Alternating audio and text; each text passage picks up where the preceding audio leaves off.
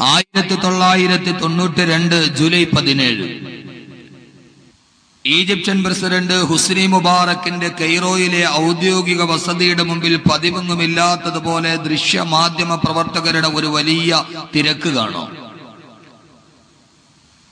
Cairo നഗരത്തിൽ തല ഉയർത്തി നിൽക്കുന്ന ഈജിപ്ഷ്യൻ പ്രസിഡന്റിന്റെ കൊട്ടാരത്തിന്റെ അടച്ചിട്ട വാതിലുകൾക്കുള്ളിൽ നടക്കുന്ന ഒരു പ്രധാനപ്പെട്ട ചർച്ചയുടെ വിശദാംശങ്ങൾ അറിയാൻ കണ്ണുകൾ തുറന്നുകൊണ്ട് കാത്തു നിൽക്കുന്ന വിവിധ രാജ്യങ്ങളിൽ നിന്നും ദേശങ്ങളിൽ നിന്നും എത്തിയ മാധ്യമ പടയുടെ ഒരു വൻ തിരക്ക് തന്നെ പ്രസിഡന്റിന്റെ കൊട്ടാര വസതിയുടെ മുമ്പിലുണ്ട്. 1948 മുതൽ പശ്ചിമേഷ്യയെ ഒരു കലാപ കലുഷിത സംവിധാനമാക്കി മാറ്റിയ, വർഷങ്ങളായി പരിഹരിക്കാൻ കഴിയാത്ത ഫലസ്തീൻ ഇസ്രയേൽ പ്രശ്നത്തിന് ഒരു പരിഹാരം കാണാൻ ഈജിപ്ഷ്യൻ രാജാവ് ഹുസ്നി മുബാറക്കിന്റെ മധ്യസ്ഥതയിൽ ഫലസ്തീൻ വിമോചന മുന്നണിയുടെ പോരാളി യാസർ അറഫാത്തും അന്നത്തെ ഇസ്രയേലിന്റെ പ്രധാനമന്ത്രി ഇഷാഖ് റബീനും തമ്മിലുള്ള സന്ധി സംഭാഷണം കെയ്റോ കൊട്ടാരത്തിൽ നടക്കുകയാണ്. ആകാംക്ഷ മുറ്റിനിന്ന കുറെ മണിക്കൂറുകൾക്ക് ശേഷം രാജാവിന്റെ ഔദ്യോഗിക വസതിയുടെ മുൻവാതിൽ തുറന്നു. ചർച്ചയുടെ വിശദാംശമറിയാൻ മാധ്യമപ്പട രാഷ്ട്രത്തലവന്മാരുടെ ചുറ്റും കൂടി. സ്വതസിദ്ധമായ ശൈലിയിലൂടെ ഇറങ്ങി വന്ന അന്നത്തെ ഇസ്രയേലിന്റെ പ്രധാനമന്ത്രിയായ ശ്രീ ഇഷാഖ് റബീനോട് ആ കൂട്ടത്തിലുണ്ടായിരുന്ന ഒരു അറബി പത്രലേഖകൻ അദ്ദേഹത്തോട് ചോദിച്ചുവത്രേ, സിസ്റ്റർ ഇഷാഖ് റബീൻ, ഏതാണ്ട് അരനൂറ്റാണ്ടായി ഞങ്ങളുടെ പ്രവാചകൻ നബി മുഹമ്മദ് മുസ്തഫ സല്ലല്ലാഹു അലൈഹി വസല്ലമയുടെ ആദ്യത്തെ ഖിബലയായ ബൈത്തുൽ മുഖദ്ദസ് പിടിച്ചടക്കി അള്ളാഹുവിന്റെ പ്രവാചകന്റെ ചരിത്രമുറങ്ങുന്ന ഭൂമിയെ മലീമസമാക്കാൻ വേണ്ടി നിങ്ങളെല്ലാവരും ശ്രമിക്കുകയാണെന്ന് ഞങ്ങൾക്കറിയാം. ഇസ്ലാമിക ആവേശ ഞരമ്പിലൂറുന്ന ആ അറബി പത്രലേഖകൻ ഒരു വല്ലാത്ത വികാര വിക്ഷോഭത്തോടെ ഇഷാഖ് റബീനോട് ചോദിച്ചുവത്രേ, അമേരിക്കയെ കൂട്ടുപിടിച്ച് സഖ്യകക്ഷികളെ കൂട്ടുപിടിച്ച് ഇസ്ലാമിക രാജ്യത്തെ തച്ചു തകർത്താനുള്ള നിങ്ങളുടെ ശ്രമം ഒരിക്കലും ഫലവത്താവുകയില്ല. ആരൊക്കെ നിങ്ങൾക്ക് പിന്തുണ നൽകിയാലും നിങ്ങൾക്കൊരിക്കലും വിജയിക്കാൻ കഴിയില്ല. കാരണം ഞങ്ങളുടെ നേതാവായ ആദരവായ പ്രവാചകൻ നബി മുഹമ്മദ് മുസ്തഫ സല്ലല്ലാഹു അലൈഹി വസല്ലമ 14 നൂറ്റാണ്ടുകൾക്ക് മുമ്പ് വഫാത്താകുന്നതിന് മുമ്പ് ഞങ്ങളോടൊരു കാര്യം പറഞ്ഞിട്ടാണ് വിട പറഞ്ഞത്. അള്ളാഹുവിന്റെ പ്രവാചകൻ പറഞ്ഞ ആ വാക്കുകൾ 100% വിശ്വസിക്കുന്ന ഞങ്ങളെ സംബന്ധിച്ചിടത്തോളം ഒരിക്കലും ഇസ്രായേലി ജൂത സമൂഹത്തിന് മുസ്ലിമീങ്ങളെ കീഴടക്കാൻ കഴിയില്ല. കാരണം ഞങ്ങളുടെ നേതാവായ അള്ളാന്റെ റസൂല് ഞങ്ങളോട് പറഞ്ഞതാ, ലാ തഖൂമുസ്സാഅ, ഒരിക്കലും ലോകം അവസാനിക്കുകയില്ല. ലാ തഖൂമുസ്സാഅ, ലോകാവസാനം സംഭവിക്കുകയില്ല. ഈ ലോകത്ത് ജീവിച്ചിരിക്കുന്ന ജൂതന്മാരും മുസ്ലിമീങ്ങളും തമ്മിൽ മുഖാമുഖം പോരാടുന്ന ഒരു പോരാട്ടം നടക്കും. ആ പോരാട്ടം ലോകം അവസാനിക്കുകയില്ല. ആ പോരാട്ടത്തിന്റെ ഒടുവിൽ മുസ്ലിമോൻ, പാശ്ചാത്യരായ ജൂതന്മാരും മുസ്ലിമീങ്ങളും മുഖാമുഖം നടക്കുന്ന സംഘട്ടനത്തിൽ അതിന്റെ പരിണിത ഫലമായി അവസാനം മുസ്ലിമീങ്ങൾ വിജയിക്കുകയും ആ മുസ്ലിമീങ്ങളുടെ വിജയപേര് കണ്ടിട്ട് ജൂതന്മാര് മുഴുവനും തോട്ടോടുകയും പരാജയത്തിന്റെ കയ്പ് നീര് കുടിച്ച ജൂതഭടന്മാർ അവരെ പിന്തുടർന്നു വരുന്ന മുസ്ലിമീങ്ങളിൽ നിന്ന് രക്ഷ നേടാൻ വേണ്ടി കാടുമേടുകളുടെ ഇടയിലൂടെ ഓടുമ്പോ പുറകെ വരുന്ന മുസ്ലിമീങ്ങളിൽ നിന്ന് രക്ഷപ്പെടാൻ വേണ്ടി ജൂതഭടന്മാര് മുഴുവനും വനത്തിൽ തിങ്ങി നിൽക്കുന്ന വൃക്ഷങ്ങളുടെയും കരിമ്പാറ കെട്ടുകളുടെയും പുറകിൽ പോയി ഒളിച്ചിരിക്കുമ്പോ പുറകെ വരുന്ന മുസ്ലിമീങ്ങൾ തങ്ങളുടെ മുമ്പിൽ പോയ ജൂതന്മാർ എവിടെ ഒളിച്ചിരിക്കുന്നു എന്നറിയാതെ പതറി നിൽക്കുമ്പോ ഏത് വൃക്ഷത്തിന്റെയും കല്ലുകളുടെയും പാറക്കെട്ടുകളുടെയും പുറകിലാണോ ജൂതന്മാർ ഒളിച്ചിരിക്കുക, ആ പാറക്കല്ലുകളും ആ വൃക്ഷങ്ങളും വിളിച്ചു പറയും, യാ മുസ്ലിം യാ അബ്ദല്ലാ. അള്ളാഹുവിന്റെ പ്രവാചകൻ പറഞ്ഞു, ഫയഖൂലുൽ ഹജറു വശജറു, ഓരോ പാറക്കെട്ടുകളും വൃക്ഷങ്ങളും വിളിച്ചു പറയും, യാ മുസ്ലിം യാ അബ്ദല്ലാ, ഓ അള്ളാഹുവിന്റെ അടിമയായ മുസ്ലിമേ, ഹാദാ യഹൂദിയുൻ ഖൽഫി ഫതആൽ, എന്റെ പുറകിൽ ഒരു ജൂതൻ വന്ന് ഒളിച്ചിരിക്കുന്നുണ്ട്, ഫതആൽ, കടന്നു വന്നിട്ട് ഫഖ്തുൽഹു, ഇവനെ വധിക്കുക എന്ന് യാതൊരുവിധ പഞ്ചേന്ദ്രിയ പരിജ്ഞാനമില്ലാത്ത സംസാര ശക്തിയില്ലാത്ത പാറക്കെട്ടുകളും വടവൃക്ഷങ്ങളും തങ്ങളുടെ പുറകിൽ ഒളിച്ചിരിക്കുന്ന ജൂതന്മാരെ യഹൂദികളെ മുസ്ലിമീങ്ങൾക്ക് ചൂണ്ടിക്കാണിച്ചു കൊടുക്കും. എല്ലാ വൃക്ഷങ്ങളും വിളിച്ചു പറയും. പക്ഷേ ഇല്ലൽ ഗർക്കദ, റസൂലുള്ള പറഞ്ഞു ഗർക്കദ് എന്ന് പറയുന്ന ഒരു വൃക്ഷം ഒഴിച്ച് ആ വൃക്ഷം മാത്രം തന്റെ പുറകിൽ ജൂതന്മാരിരുന്നാൽ വിളിച്ചു കാണിച്ചു കൊടുക്കുകയില്ല. കാരണം ഫഇന്നഹു മിൻ ഷജരിൽ യഹൂദ്, അത് ജൂതന്മാർ ആരാധിക്കുന്ന ഒരു വൃക്ഷമാ. അതുകൊണ്ട് അതുമാത്രം വിളിച്ചു പറയില്ല. ബാക്കി എല്ലാ വൃക്ഷങ്ങളും തങ്ങളുടെ പുറകിലിരിക്കുന്ന ജൂതന്മാരെ ചൂണ്ടിക്കാണിച്ചു കൊടുക്കുന്ന അവസ്ഥയുണ്ടാകുമെന്ന് ഇതേവരെ കള്ളം പറഞ്ഞിട്ടില്ലാത്ത മുഖബിറെ സാദിഖ് നബി മുഹമ്മദ് മുസ്തഫ അള്ളാഹുവിന്റെ പ്രവാചകൻ ഞങ്ങളോട് പറഞ്ഞിട്ടുണ്ട്. അതുകൊണ്ട് അന്തിമ വിജയം മുസ്ലിമീങ്ങൾക്കാണ്. നിങ്ങൾ എത്രത്തോളം പരാജയ ഭീതി പൂണ്ടാലും എത്രത്തോളം ഞങ്ങളെ തടുത്തു നിർത്താൻ ശ്രമിച്ചാലും ഈ മുസ്ലിമീങ്ങളുടെ അന്തിമ വിജയം നടക്കുന്നത് വരെ ലോകം അവസാനിക്കില്ലെന്ന് ഞങ്ങളുടെ റസൂലുള്ള ഞങ്ങളോട് പറഞ്ഞിട്ടുണ്ട്. അതുകൊണ്ട് നിങ്ങൾക്ക് അന്തിമ വിജയം ഞങ്ങൾക്കാണ് എന്നൊരു വല്ലാത്ത വികാര വിക്ഷോഭത്തോടെ ഈ അറബി പത്രലേഖകൻ ഇസ്രയേലിന്റെ അന്നത്തെ പ്രധാനമന്ത്രി പിന്നീട് ബോംബാക്രമണത്തിൽ കൊല്ലപ്പെട്ട ശ്രീ ഇഷാഖ് റബീനോട് പറഞ്ഞു കൊടുത്തു അത്രേ. അള്ളാന്റെ റസൂല് പറഞ്ഞതാ, ആരൊക്കെ ഒരുമിച്ച് കൂടിയാലും അന്തിമ വിജയം ഇസ്ലാമിന്റെ പക്ഷത്താ. ആ അനിവാര്യമായ പതനത്തിന്റെ സമയത്ത് ഒളിച്ചിരിക്കുന്ന കല്ല് പോലും വിളിച്ചു പറയും ഇല്ലൽ ഗർക്കദ. റസൂലുള്ള പറഞ്ഞു ഗർക്കദ് എന്ന് പറയുന്ന ഒരു വൃക്ഷം ഒഴിച്ച് ആ വൃക്ഷത്തിന്റെ പുറകെ ഒളിച്ചിരുന്ന അത് വിളിച്ചു പറയൂല. സഹോദരങ്ങളെ, ഈ ഹദീസ് ഞാൻ പറയുമ്പോൾ 14 നൂറ്റാണ്ട് മുമ്പ് നബിതങ്ങൾ പറഞ്ഞ ഈ വചനം പറയുമ്പോൾ ചിലപ്പോൾ നിങ്ങൾക്ക് അവിശ്വസനീയമായിട്ട് തോന്നാം. പക്ഷെ വിശ്വസിച്ച ഒരു സമൂഹമുണ്ട്, ഇസ്രയേലിലെ ജൂതന്മാർ. ഇന്നും ഇസ്രയേലിൽ പോയി നോക്കിയാൽ ഗർക്കദ് എന്ന് പറയുന്ന വൃക്ഷം പഞ്ചവത്സര പദ്ധതിയിൽ പെടുത്തി ഇസ്രയേൽ ഗവൺമെന്റ് മുഴുവനും ഇസ്രയേൽ മുഴുവനും വെച്ച് പിടിപ്പിച്ച് വളർത്തുകയാ. എങ്ങാനും ഇങ്ങനെ ഒരു പ്രശ്നം ഉണ്ടായാൽ തങ്ങൾ കൊളിച്ചിരിക്കാൻ ഒരു സുരക്ഷിത സ്ഥാനം തേടി. ഇസ്രയേലിൽ പോയവർക്കറിയാം, അല്ലെങ്കിൽ ഇസ്രയേലിന്റെ ചിത്രമറിയുന്നവർക്കറിയാം, കള്ളിമുൾച്ചെടി പോലെ ഇരിക്കുന്ന ഒരു ചെടി, അതാണ് ഗർക്കദ്. ചില ആളുകൾ അത് ഓർക്കിഡാണെന്നൊക്കെ പറഞ്ഞിട്ടുണ്ട്. അത് പൂർണ്ണമായി വിശ്വാസയോഗ്യമൊന്നുമല്ല. അതുകൊണ്ട് ഇസ്രയേലിന് ഉറപ്പാണ്, ഗവൺമെന്റിന്റെ ചെലവിലാണ് ഗർക്കദ് എന്ന് പറയുന്ന വൃക്ഷം ഇസ്രയേലിൽ ഇപ്പോൾ വെച്ച് പിടിപ്പിക്കുന്നത്. കാരണം ഒളിച്ചിരിക്കാൻ ഒരൊറ്റ ഒളിത്താവളമേ ഉള്ളൂ. ഞാൻ ഇന്നലെ പറഞ്ഞ ഇമാം മഹദിയുടെ ആഗമനമാ. പക്ഷെ ഈ പറഞ്ഞ സംഭവത്തിന്റെ മറുഭാഗവും കൂടി നിങ്ങളൊന്ന് കേൾക്കണം. ഈ അറബി പത്രലേഖകൻ ഇത്രത്തോടെ വികാര വിക്ഷോഭത്തോടെ പറഞ്ഞപ്പോ അന്നത്തെ ഇസ്രയേലിന്റെ പ്രധാനമന്ത്രി ഇഷാഖ് റബീൻ അദ്ദേഹത്തോട് പറഞ്ഞു പത്രേ, ദ വീക്ക് മാഗസിനിൽ വന്നൊരു വാർത്തയാണ്. അദ്ദേഹത്തോട് പറഞ്ഞു പത്രേ, സഹോദര, വല്ലാതെ നിങ്ങൾ എന്നോട് പ്രക്ഷോഭം കൊള്ളണ്ട. കാരണം നിങ്ങളുടെ പ്രവാചകൻ മുഹമ്മദ് സല്ലല്ലാഹു അലൈഹി വസല്ലമ അങ്ങനെ പറഞ്ഞിട്ടുണ്ടെങ്കിൽ അത് സംഭവിക്കുമെന്ന കാര്യത്തിൽ ഞങ്ങൾക്കാർക്കും തർക്കമൊന്നുമില്ല. പക്ഷേ നിങ്ങളുടെ പ്രവാചകൻ മുഹമ്മദ് സല്ലല്ലാഹു അലൈഹി വസല്ലം വാഗ്ദാനം ചെയ്തതുപോലെ ഈ അനിവാര്യമായ പരാജയത്തിലേക്ക് ഞങ്ങളെ തള്ളിവിട്ടിട്ട് വിജയത്തിന്റെ പേര് മുഴക്കാൻ അതിന് പ്രാപ്തരായ ഒരു മുസ്ലിം പോലും ഇന്ന് ലോകത്തില്ല എന്ന കാര്യത്തിൽ ഞങ്ങൾക്ക് ഉറപ്പാണ്. 14 നൂറ്റാണ്ട് മുമ്പ് പ്രവാചകൻ മുഹമ്മദ് സല്ലല്ലാഹു അലൈഹി വസല്ലമ ഇത് പറയുമ്പോ ആ പ്രവാചകന്റെ മുന്നിലിരുന്നു കൊണ്ട് പ്രവാചകന്റെ വചനങ്ങൾ കേട്ട അബൂബക്കർ സിദ്ദീഖിനെ പോലെ, ഉമറുൽ ഫാറൂഖിനെ പോലെ, ഉസ്മാൻ ബിൻ അഫ്ഫാനെ പോലെ, അലിയുൽ മുർത്തലാനെ പോലെ, സഅദ് ബിൻ അബീ വഖാസിനെ പോലെ, ജഅഫർ ബിൻ അബീ താലിബിനെ പോലെ, അബ്ദുല്ലാഹ് ബിൻ ഉമറിനെ പോലെയുള്ള, ഹംസത്തുൽ കറാറിനെ പോലെയുള്ള തത്തുല്യമായ വ്യക്തിത്വമുള്ള ഒരു മുസ്ലിം ലോകത്തുള്ള 160 കോടിയോളം വരുന്ന മുസ്ലിമീങ്ങളിൽ ഇല്ല എന്ന് ഞങ്ങൾക്കെല്ലാവർക്കും ഉറപ്പാ. രണ്ടാമത്, അന്ന് പ്രവാചകൻ പറഞ്ഞതുപോലെ ഈ സമൂഹത്തിനെ ഒരു വിജയത്തിലോട്ട് കൊണ്ടുപോകണമെങ്കിൽ വിശുദ്ധമായ ഖുർആൻ ഭരണഘടനയായിട്ട് അംഗീകരിച്ചുകൊണ്ട് ഭരണം നടത്തുന്ന ഒരു ഇസ്ലാമിക രാഷ്ട്രം പോലും ലോകത്ത് നിലവിലില്ല. അതുകൊണ്ട് മുഹമ്മദ് പ്രവചിച്ചു എന്നല്ലാതെ ആ പ്രവചനം പുലർത്താൻ പറ്റുന്ന മുഹമ്മദ് സല്ലല്ലാഹു അലൈഹി വസല്ലമയുടെ യഥാർത്ഥ അനുയായികൾ ലോകത്തില്ല എന്ന് ഞങ്ങൾക്ക് ഉറപ്പാണെന്ന് പറയുന്നത് ഇസ്ലാമിന്റെ ഏറ്റവും വലിയ ശത്രുവായ അല്ലാഹുവിന്റെ വിശുദ്ധമായ ഖുർആൻ പറഞ്ഞതുപോലെ ലതജിദന്ന അസദ്ദന്നാസി അദാവത്തൻ ലില്ലദീന ആമനുൽ യഹൂദ വല്ലദീന അശ്റകൂ. അല്ലാഹുവിന്റെ വിശുദ്ധമായ ഖുർആൻ പറഞ്ഞതുപോലെ ലതജിദന്ന അസദ്ദന്നാസി അദാവത്തൻ ലില്ലദീന ആമനുൽ യഹൂദ വല്ലദീന അശ്റകൂ. ഓ നബിയെ, ഇസ്ലാമിക സമൂഹത്തിനോട് അകത്തും പുറത്തും ഏറ്റവും കൂടുതൽ വൈരാഗ്യം വെച്ച് പുലർത്തുന്നത് അവരാരെന്നറിയുമോ?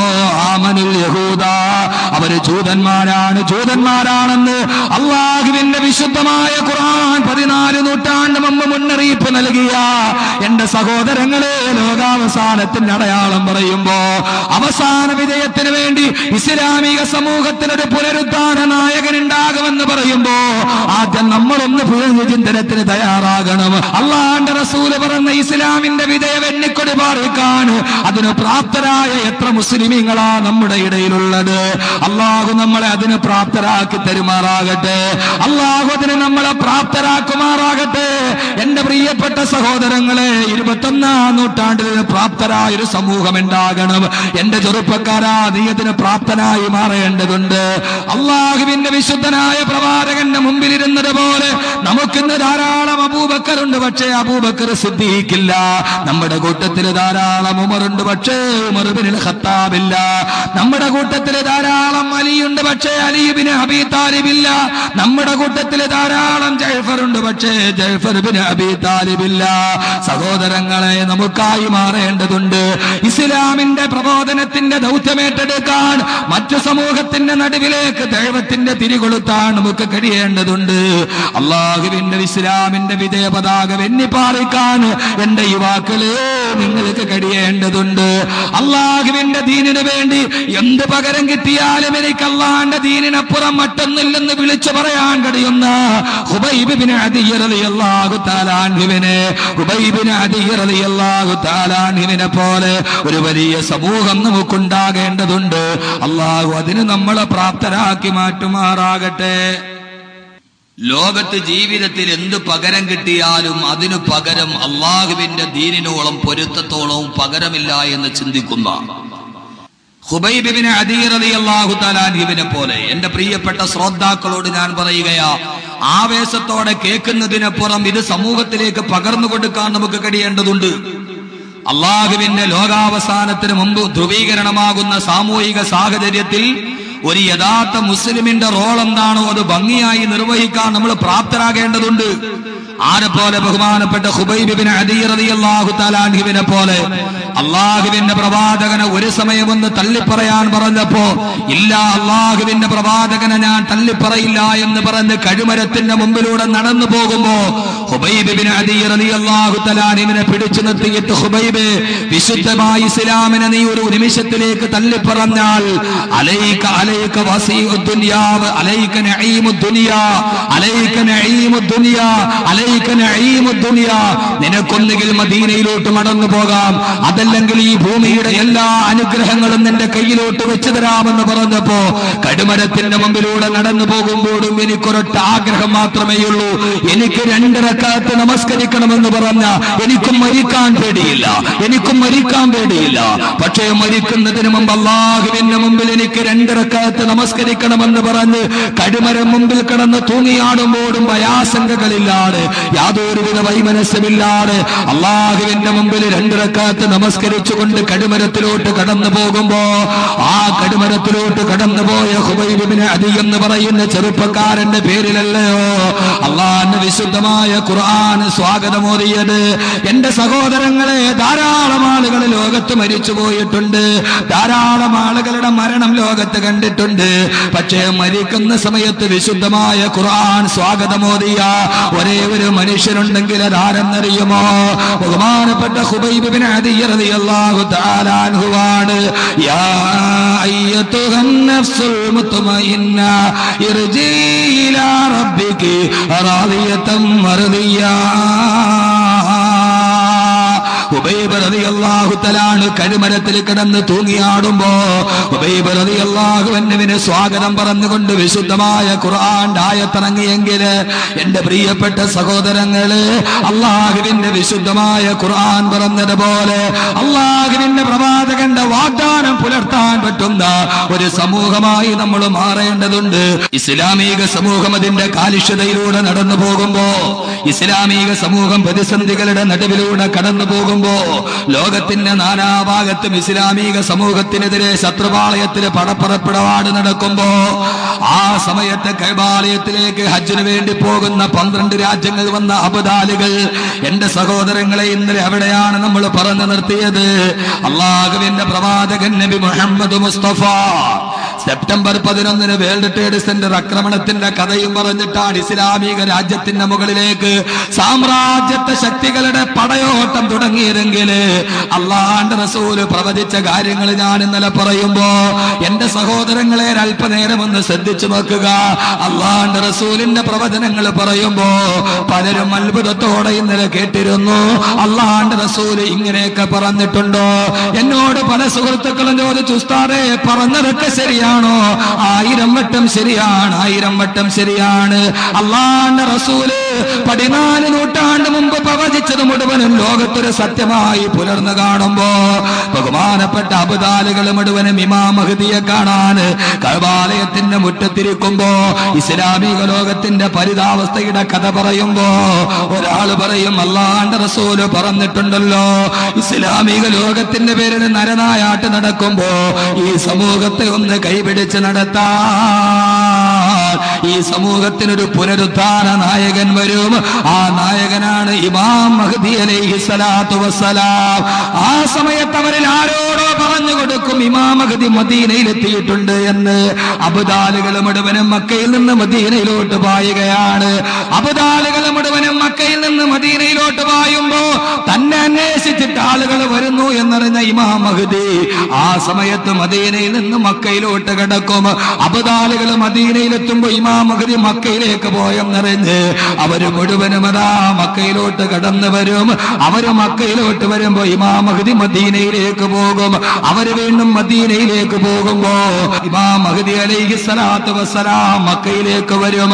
അവസാനം അബ്ദാലുകൾ മുഴുവനും ഈ രാജ്യത്തിന്റെ പുനരുദ്ധാന നായകനെ അന്വേഷിച്ച് കഅബാലയത്തിന്റെ മുമ്പിലൂടെ നടന്നു പോകുമ്പോ, അതാ കഅബാലയത്തിന്റെ വാതിലിന്റെയും മഖാമ ഇബ്രാഹിമിന്റെയും നടുവില് മുൽത്തസിമിലേക്ക് നെഞ്ചു ചേർത്ത് വെച്ചിട്ട് വിങ്ങിപ്പൊട്ടിക്കരയുന്ന, ഇങ്ങി വട്ടിപ്പറയുന്ന 40 വയസ്സോളം പ്രായമുള്ള ഒരു മനുഷ്യനെ കാണുമ്പോ, ആ സമയത്ത് അബ്ദാലുകൾ പറയും, ഇത് ഇമാം മഹ്ദിയാണ്, ഇത് ഇമാം മഹ്ദിയാണെന്ന് പറയുമ്പോ അദ്ദേഹം പറയുന്നില്ല, ഞാൻ ഇമാം മഹ്ദിയല്ല, ഞാൻ ഇമാം മഹ്ദിയല്ല, ഞാൻ ഇമാം മഹ്ദിയല്ല എന്ന് അദ്ദേഹം നിരാകരിക്കുമ്പോ, എന്റെ പ്രിയപ്പെട്ട സഹോദരങ്ങളെ, ആരാ ഇമാം മഹ്ദി എന്നറിയോ?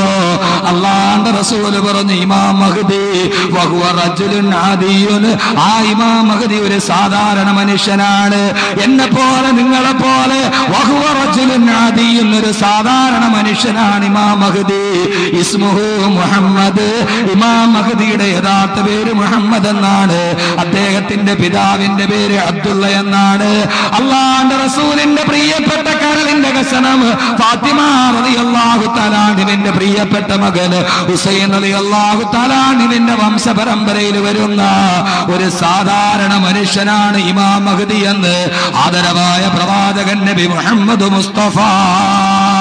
അള്ളാന്റെ റസൂല് പറഞ്ഞ അടയാളങ്ങൾ നോക്കുമ്പോ റസൂലുള്ള ഇമാം മഹ്ദിയുടെ കുറെ അടയാളങ്ങൾ പറഞ്ഞിട്ടുണ്ട്.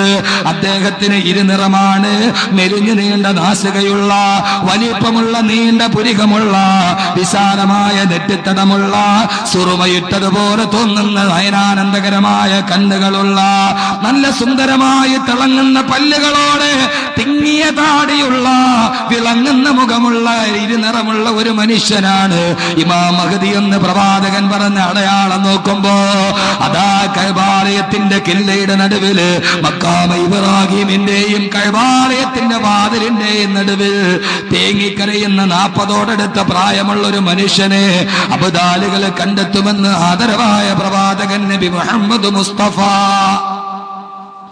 അള്ളാഹുവിന്റെ റസൂല് പറഞ്ഞു, ഇമാം മഹ്ദി. ആരാ ഇമാം മഹ്ദി? വഹുവ റജുലുൻ ആദിയുൻ. ഇമാം മഹ്ദി ഒരു സാധാരണ മനുഷ്യനാണ്. പ്രവാചകന്റെ പറച്ചിലനുസരിച്ച് ഇമാം മഹ്ദി ഇപ്പോൾ തന്നെ ലോകത്ത് എവിടെയെങ്കിലും ജീവിച്ചിരിക്കാം. വഹുവ റജുലുൻ ആദിയുൻ, ഒരു സാധാരണ മനുഷ്യൻ. ഇസ്മുഹു മുഹമ്മദ്. ഇമാം മഹ്ദിയുടെ പേര്, യഥാർത്ഥ പേര് മുഹമ്മദ് എന്നാണ്. മുഹമ്മദ്.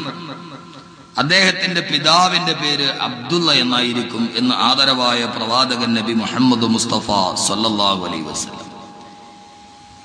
ഇമാം മഹ്ദി കഅബാലയത്തിൽ വെച്ചിട്ടാണ് അബ്ദാലുകൾ ഇമാം മഹ്ദിയെ കണ്ടുമുട്ടുക. ഇനിയാണ് ലോകാവസാനത്തിന്റെ വലിയ വലിയ അടയാളങ്ങൾ തുടങ്ങുക. ഇമാം മഹ്ദി കഅബാലയത്തിൽ വെച്ച് വരും എന്ന അള്ളാഹുവിന്റെ പ്രവാചകന്റെ പ്രവചനം ഇതിനു മുമ്പൊരു വ്യാജ മഹ്ദി വന്നിട്ടുണ്ട്. മുഹമ്മദ് ബിൻ അബ്ദുല്ലാഹിൽ കഹ്താനി എന്ന് പറയുന്ന മനുഷ്യൻ 1980 കഅബാലയത്തിലേക്ക് ഇടിച്ചു കയറി ഹറം ഷരീഫിൽ പ്രശ്നങ്ങൾ ഉണ്ടാക്കി ഞാൻ ഇമാം മഹ്ദിയാണെന്ന് സ്വയം അയാൾ പ്രഖ്യാപിച്ചു. മുഹമ്മദ് ബിൻ അബ്ദുല്ലാഹിൽ കഹ്താനി 1980 രാവിലെ വിശുദ്ധമായ മസ്ജിദുൽ ഹറാമിൽ ഹറം ഷരീഫിൽ സുബഹി നമസ്കാരം നടത്തിക്കൊണ്ടിരിക്കുമ്പോ ആയുധധാരികളായ കുറെ അനുയായികളുമായി മുഹമ്മദ് ബിൻ അബ്ദുല്ലാഹിൽ കഹ്താനി ഹറം ഷരീഫിലേക്ക് ഇരച്ചു കയറുകയും സുബഹി നമസ്കാരം നടത്തിക്കൊണ്ടിരുന്ന മസ്ജിദുൽ ഹറാമിലെ ഇമാമിനെ പിടിച്ചു മാറ്റി ആ ഭാഗത്തിരുന്ന മൈക്കെടുത്ത് കയ്യിൽ വെച്ചിട്ട് അബൂ മുഹമ്മദുൽ കഹ്താനി ഞാൻ ഇമാം മഹ്ദിയാണ് എന്ന് സ്വയം പ്രഖ്യാപിക്കുകയും അദ്ദേഹത്തിന്റെ കൂടെ വന്ന ആളുകൾ മുഴുവനും ഞങ്ങൾ ഇദ്ദേഹം ഇമാം മഹ്ദിയാണെന്ന് സ്വപ്നം കണ്ടു എന്ന് അദ്ദേഹത്തെ വാസ്തവീകരിക്കുകയും, ഇത് നടന്നിട്ട് അധികം വർഷമൊന്നുമായിട്ടില്ല, വെറും 30 വർഷമായിട്ടുള്ളൂ. 1980 കടന്നു വന്ന അയാൾ മസ്ജിദുൽ ഹറാം പിടിച്ചടക്കി. വിശുദ്ധമായ ഹറം ഷരീഫിലെ സുബഹി നമസ്കാരം നടത്തി ഇമാമിനെ പിടിച്ചു മാറ്റി മൈക്കെടുത്ത് വെച്ച് ഞാനാണ് ഇമാം മഹ്ദി എന്ന് സ്വയം പ്രഖ്യാപിച്ച Abu Muhammadul Qahtani, Muhammad bin Abdullahil Qahtani അവസാനം ഇസ്ലാമിക സമൂഹം മുഴുവനും അസ്ത്രപ്രജ്ഞയോടെ നോക്കിയിരിക്കുമ്പോ സമാധാനത്തിന്റെ ഭവനമായ ഹറം ഷരീഫിൽ അവലം വറവന്നാ ജഅൽനാ ഹറമന ആമിനാ, നിർഭയത്വത്തിന്റെ നാടെന്ന് അല്ലാഹുവിന്റെ ഖുർആൻ വിശദീകരിച്ച മസ്ജിദുൽ ഹറാമിൽ വെടിവെച്ച് മുടങ്ങുകയാണ്. സുരക്ഷാ ഭടന്മാരുടെ തോക്കുകൾ ഗർജിക്കുകയാണ്. കുറെ സമയത്തോളം അല്ലാഹുവിന്റെ പ്രവാചകന്റെ സമാധാനത്തിന്റെ ഭൂമി, ഇബ്രാഹിം നബി അലൈഹിസ്സലാത്തു വസ്സലാം ദുആ ചെയ്ത ഭൂമി, നിർഭയത്വത്തിന്റെ ഭൂമി, പിതാവിന്റെ ഘാതകനെ കണ്ടാൽ പോലും പകരം ചോദിക്കാൻ കഴിയാത്ത വിശുദ്ധമായ ഹറം ഷരീഫിന്റെ ഭൂമിയിൽ വെടിവെച്ച് മുടങ്ങി. സുരക്ഷാ ഭടന്മാരുടെ വെടിയേറ്റിട്ട് മുഹമ്മദ് ബിൻ അബ്ദുല്ലാഹിൽ കഹ്താനിയും അദ്ദേഹത്തിന്റെ അനുയായികളും ഹറം ഷരീഫിൽ പിടഞ്ഞു വീടുമ്പോ 14 നൂറ്റാണ്ട് മുമ്പ് അല്ലാഹുവിന്റെ റസൂല് പറയുകയാണ്, മക്കാ നഗരത്തിലേക്ക് ഒരു മനുഷ്യൻ കടന്നു വരും, അവൻ ഹറമിലോട്ട് കടക്കും, അവൻ കൊല ചെയ്യപ്പെടും, അവനെ ആരും വിശ്വസിക്കുകയില്ല. രണ്ടാമതൊരാൾ ഹറമിലേക്ക് വരും, രണ്ടാമത്തെ ആള് കഅബാലയത്തിന്റെ വാതിലിൽ നിൽക്കുമ്പോ ലോകത്തുള്ള അബ്ദാലുകൾ അയാളുടെ കയ്യിൽ പിടിച്ച് ബൈഅത്ത് ചെയ്യുമെന്ന് അബൂ മുഹമ്മദുൽ കഹ്താനിയുടെ, മുഹമ്മദ് ബിൻ അബ്ദുല്ലാഹിൽ കഹ്താനിയുടെ വരവിനെ മുൻകൂട്ടി പ്രവചിച്ചുകൊണ്ട് ലോകത്തിന്റെ മുത്തേ നബി മുഹമ്മദ് മുസ്തഫ അല്ലാഹുവിന്റെ റസൂല് പറഞ്ഞ അതേ പ്രവചനം തന്നെ സഹോദരങ്ങളെ 1980 ലോകം കണ്ടതാണ്. മുഹമ്മദ് ബിൻ അബ്ദുല്ലാഹിൽ കഹ്താനിയുടെ വരവോടുകൂടി യഥാർത്ഥ മഹ്ദി അലൈഹിസ്സലാത്തു വസ്സലാം വരിക. കഅബാലയത്തിന്റെ വാതിലിന്റെയും മഖാമ ഇബ്രാഹിമിന്റെയും പുറകില് അബ്ദാലുകൾ ചെന്നിട്ട് പറയും, ഇല്ല, നിങ്ങൾ നിരാകരിക്കണ്ട, നിങ്ങൾ ഇമാം മഹ്ദിയാണ്, നിങ്ങൾ ഇമാം മഹ്ദിയാണ്. അല്ലാഹുവിന്റെ റസൂല് പറഞ്ഞ എല്ലാ അടയാളവും നിങ്ങളിൽ നിങ്ങൾ കാണുകയാണെന്ന് പറയുമ്പോ ഇമാം മഹ്ദി ഏറ്റെടുക്കുകയില്ല. ഇമാം മഹ്ദി പറയും, ഇല്ല, ഞാൻ മഹ്ദിയല്ല, മഹ്ദിയല്ല, മഹ്ദിയല്ല. അവസാനം അല്ലാഹുവിന്റെ റസൂല് പറയുന്നു, 12 രാജ്യങ്ങൾ വന്ന അബ്ദാലുകൾ അദ്ദേഹത്തോട് പറയും, ഇമാം മഹ്ദിയോട്, അല്ലാഹുവിന്റെ റസൂല് നിങ്ങളെ ഏൽപ്പിച്ച ദൗത്യമാ, ഞങ്ങളുടെ ജീവൻ നിങ്ങളുടെ കയ്യിലാണ്, ഞങ്ങളുടെ രക്തം നിങ്ങളുടെ കയ്യിലാണ്, നിങ്ങൾ ഏറ്റെടുത്തില്ലെങ്കിൽ ഇസ്ലാമിക സമൂഹത്തിന് നേതൃത്വം നൽകാൻ ഇനി ആരാണ് ബാക്കിയുള്ളതെന്ന് ചോദിക്കുമ്പോ ഇമാം മഹ്ദി കഅബാലയത്തിന്റെ വാതിലിൽ ഒരു കൈ പിടിച്ചിട്ട് വലത്തേക്ക് ഇമാം മഹ്ദി അവരുടെ മുമ്പിലോട്ട് നീക്കുമ്പോ ആ പണ്ഡിതന്മാര് മുഴുവനും ഇമാം മഹ്ദിയുടെ കയ്യിൽ പിടിച്ചിട്ട് ബൈഅത്ത് ചെയ്യും. ആ സമയത്ത് ആകാശത്ത് നിന്നൊരു അശരീരി ഉണ്ടാകും, ഇത് ഇമാം മഹ്ദിയാണ്, ഇത് അല്ലാഹു നിയോഗിച്ച ഇമാം മഹ്ദിയാണെന്ന് ആദരവായ പ്രവാചകൻ നബി മുഹമ്മദ് മുസ്തഫ. സഹോദരങ്ങളെ, അല്ലാഹുവിന്റെ പ്രവാചകൻ 14 നൂറ്റാണ്ട് മുമ്പ് ചോദിച്ചു അത്രേ, കൈഫ യുഹ്ലികു ഹാദിഹിൽ ഉമ്മ, കൈഫ യുഹ്ലികു ഹാദിഹിൽ ഉമ്മ, ഈ ഇസ്ലാമിക സമൂഹത്തെ നശിപ്പിക്കാൻ ആർക്കാണടാ കഴിയുക? കാരണം എന്തെന്നറിയുമോ? അന അവ്വലുഹാ, ഇതിന്റെ തുടക്കക്കാരൻ ഞാനാണ്. വൽ മഹ്ദി വസ്തുഹാ, ഇതിന്റെ മധ്യത്ത് നിൽക്കുന്നത് ഇമാം മഹ്ദിയാണ്. വഈസാ ആഖിറുഹാ, ഇതിന്റെ അവസാനത്ത് നിൽക്കുന്നത് റൂഹുല്ലാഹി ഈസയാണ്. മുമ്പിൽ നിൽക്കുന്നത് ഞാനാണടാ, നടുവിൽ താങ്ങി പിടിക്കുന്നത് ഇമാം മഹ്ദിയാണടാ, ഇതിന്റെ അവസാനം നിൽക്കുന്നത് റൂഹുല്ലാഹി ഈസയാണടാ. ആർക്കാണ് എന്റെ സമൂഹത്തെ നശിപ്പിക്കാൻ കഴിയുക? ആർക്കാണ് എന്റെ ഇസ്ലാമിക സമൂഹത്തെ തകർക്കാൻ കഴിയുക? എത്ര അബൂ ഖുറൈബകൾ ജനിച്ചാലും, എത്ര ഖുർആനുകൾ പിച്ച് ചീന്തിയാലും, എത്ര മുസ്ലിമീങ്ങളുടെ ശിരസറ്റ കബന്ധങ്ങൾ കൊണ്ട് തേരോട്ടം നടത്തിയാലും, ഏതൊക്കെ ബോംബുകൾ വർഷിച്ചാലും, എത്ര നാപ്പാം ബോംബുകൾ ഉണ്ടായാലും, ആയിരക്കണക്കിന് ബോംബുകളെ സംവിധാനിക്കുന്ന പെന്റഗൺ എത്ര കുതിച്ചുയർന്നാലും, എന്റെ സമുദായത്തെ നശിപ്പിക്കാൻ, എന്റെ സമൂഹത്തെ ഈ ഭൂമിയിൽ നിന്ന് പിടിച്ചു മാറ്റാൻ, തുടച്ചു മാറ്റാൻ ഒരു മനുഷ്യനും കഴിയില്ല. കാരണം ഇതിന്റെ തുടക്കത്തിൽ നിൽക്കുന്നത് ഞാനല്ലയോ, മദ്യം താങ്ങുന്നത് മഹ്ദിയല്ലയോ, അവസാനം നിൽക്കുന്നത് റൂഹുല്ലാഹി ഈസയല്ലയോ എന്നാദരവായ പ്രവാചകൻ നബി മുഹമ്മദ് മുസ്തഫ. സഹോദരങ്ങളെ, ലോകം മുഴുവനും വാർത്ത പരരുകയാണ്. ഇസ്ലാമിക സമൂഹത്തിന്റെ പൊതു ഇമാമായി ഇമാം മഹ്ദി വരികയാണ്. ലോകരാജ്യത്തുള്ള മുഴുവൻ മുസ്ലിമീങ്ങളും ഇമാം മഹ്ദിയെ ബൈഅത്ത് ചെയ്യുന്നു. ലോകം മുഴുവനും ഇസ്ലാമിന്റെ തണലിലോട്ട് കടന്നു വരുന്നു. എല്ലായിടത്തും ശാന്തിയും സമാധാനവും തിരിച്ചു വരുന്നു. മർദ്ദനങ്ങൾക്ക് വിരാമമിടപ്പെടുന്നു. പിന്നീട് മർദ്ദനങ്ങളില്ല, പിന്നീട് പീഡനങ്ങളില്ല, ശത്രുക്കളില്ല.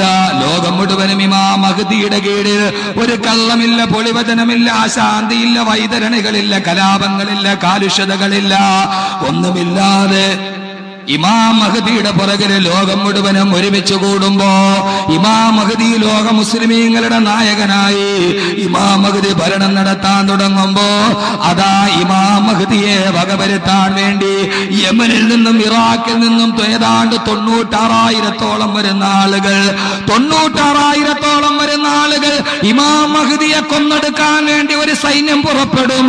ആ സൈന്യം 8 ഭാഗമായിട്ടായിരിക്കും വരിക. 8 പേര് കൊടി പിടിക്കും.